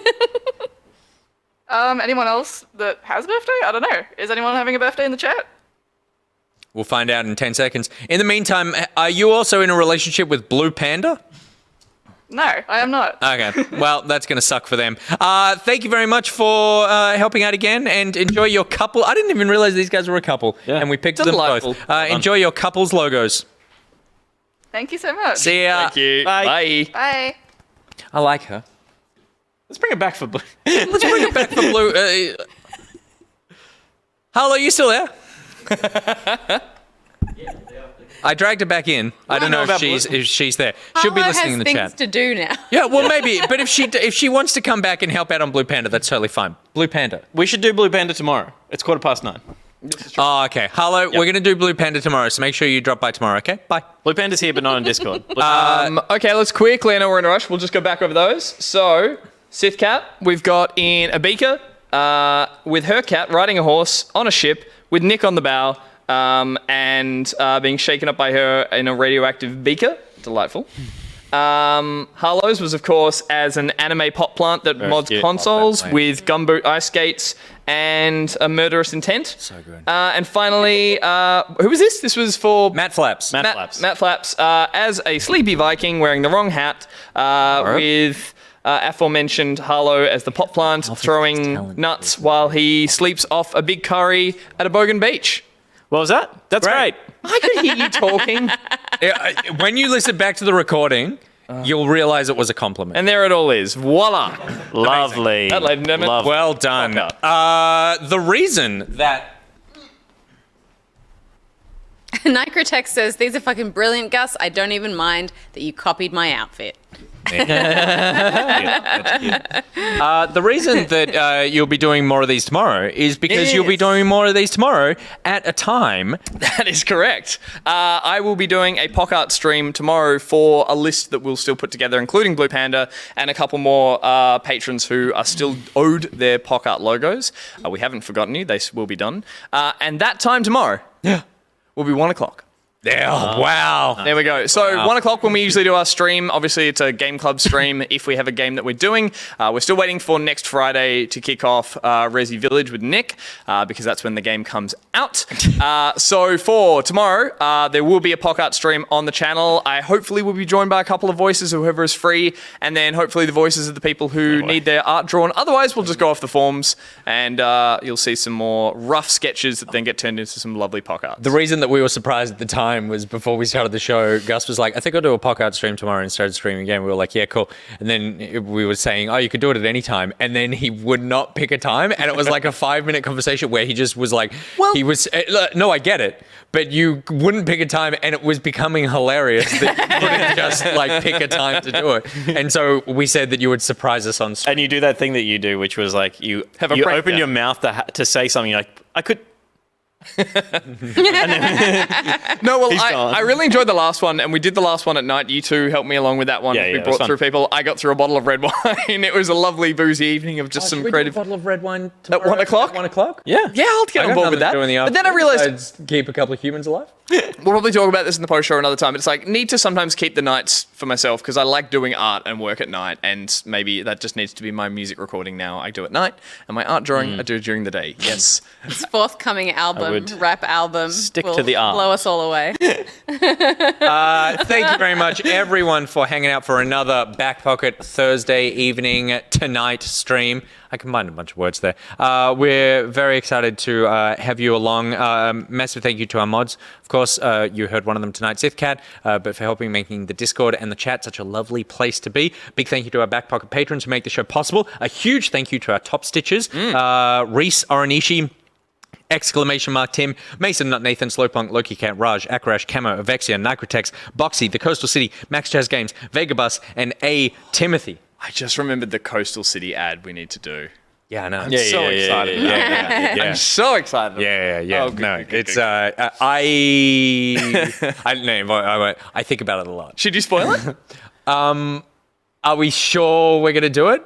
I think we should. Don't spoil it. I was kidding. It'll be I great. was kidding. It'll be great. Oh, okay. Oh my Well, god. but no, I was just gonna, no, I was Love just gonna- gold. No, he meant nuts. I was just gonna tease What I was it gonna might- spoil. I see what you mean. I was gonna Yep. tease like potentially John, but I won't. We've say teased that we're running low on ad parody. Yeah. That's all we'll say. Yeah, it's good. It's good. If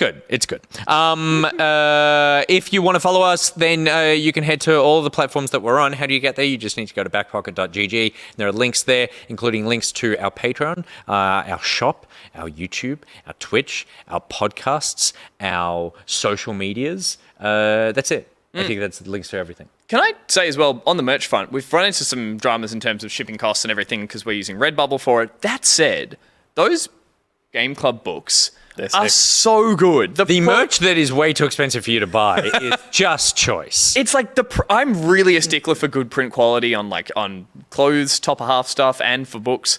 And like paper inside it and everything. It's a really good quality book, and the little print on front is delightful. I'm scribbling away in mine next to my on my desk. But the issue with this is that the shipping is expensive. The shipping is for all 3 times the amount of... How much? Steph's. Feel how heavy it is. Yeah. Like, I could ship that across the world 4 times for like $20. How is it that A you lot can of the- buy stuff? If you buy bulk from Redbubble, does that help? Or does that No, just make we the bought it shipping- bulk. Remember, and the shipping the shipping went to $200 when we bought 20 books. Yeah. Yeah, it was crazy. true. That's insane. And just so you're aware, we make maybe 40 cents per book. I'm We're not doing this it because I feel like everyone make should a enjoy mint. the quality of the product, Yeah. not because we're making any money off this. Yeah. There's got to be a There's got better to be a better way. We've actually, with the books, we've made a loss. We've Because we bought some, yeah. Because we bought 20 of these to give away over the course of like multiple Back Pocket Game Club streams. We have probably Lost all of our merch profit. Like all the money we've made on merch, we've actually spent on buying merch? our own merch. Yeah. And we've sold a ton of merch. So, yeah, that's the idea on those margins. They're really lovely. But merch is not like a viable revenue source. Not at our scale. It's about spreading the joy of the show. At the Bluey scale. Yeah. Let me tell you, scale. that's where you're $150 for 4 hats. I'll tell you what. Wow. I'm making that bank. Yeah. Oh, I also bought an asparagus wand that's definitely turned into a weapon. My album. Huh? That's where we'll make the money. Yeah, good. If you are a patron and you have access to the post show, then head to the Discord and the link for the post show is going to be there. We will be back tomorrow at 1 p.m. AEST on this channel to do some Pock-Art streaming. And then Monday, we'll be back with the news. And then also next week on Friday, obviously there's stuff in between there, but Friday we'll be starting, as Gus said, the Game Club stream of Resi Evil, which I'll be taking the lead on that one. So please come along because I'm going to be so goddamn scared. And I genuinely mean this. I actually mean the more people watching, the safer I will feel because I know on Friday night the kids will go to bed, Beck will go to bed, I'll go downstairs to play some games, 12:30 will roll around and I'll be like, I think I should probably go to bed. I will sleep on the couch in my office because I will not want to walk down my hallway. Genuinely, I am that terrifying. It's going to be so bad. So please come along and support me because I need you. Anything else? I don't think so. No, I don't think so. I think that's it. All right, cool. We're going to see you in the post show. If you're not coming to the post show, we'll see you next week. We're going to back it out. See you later. Bye.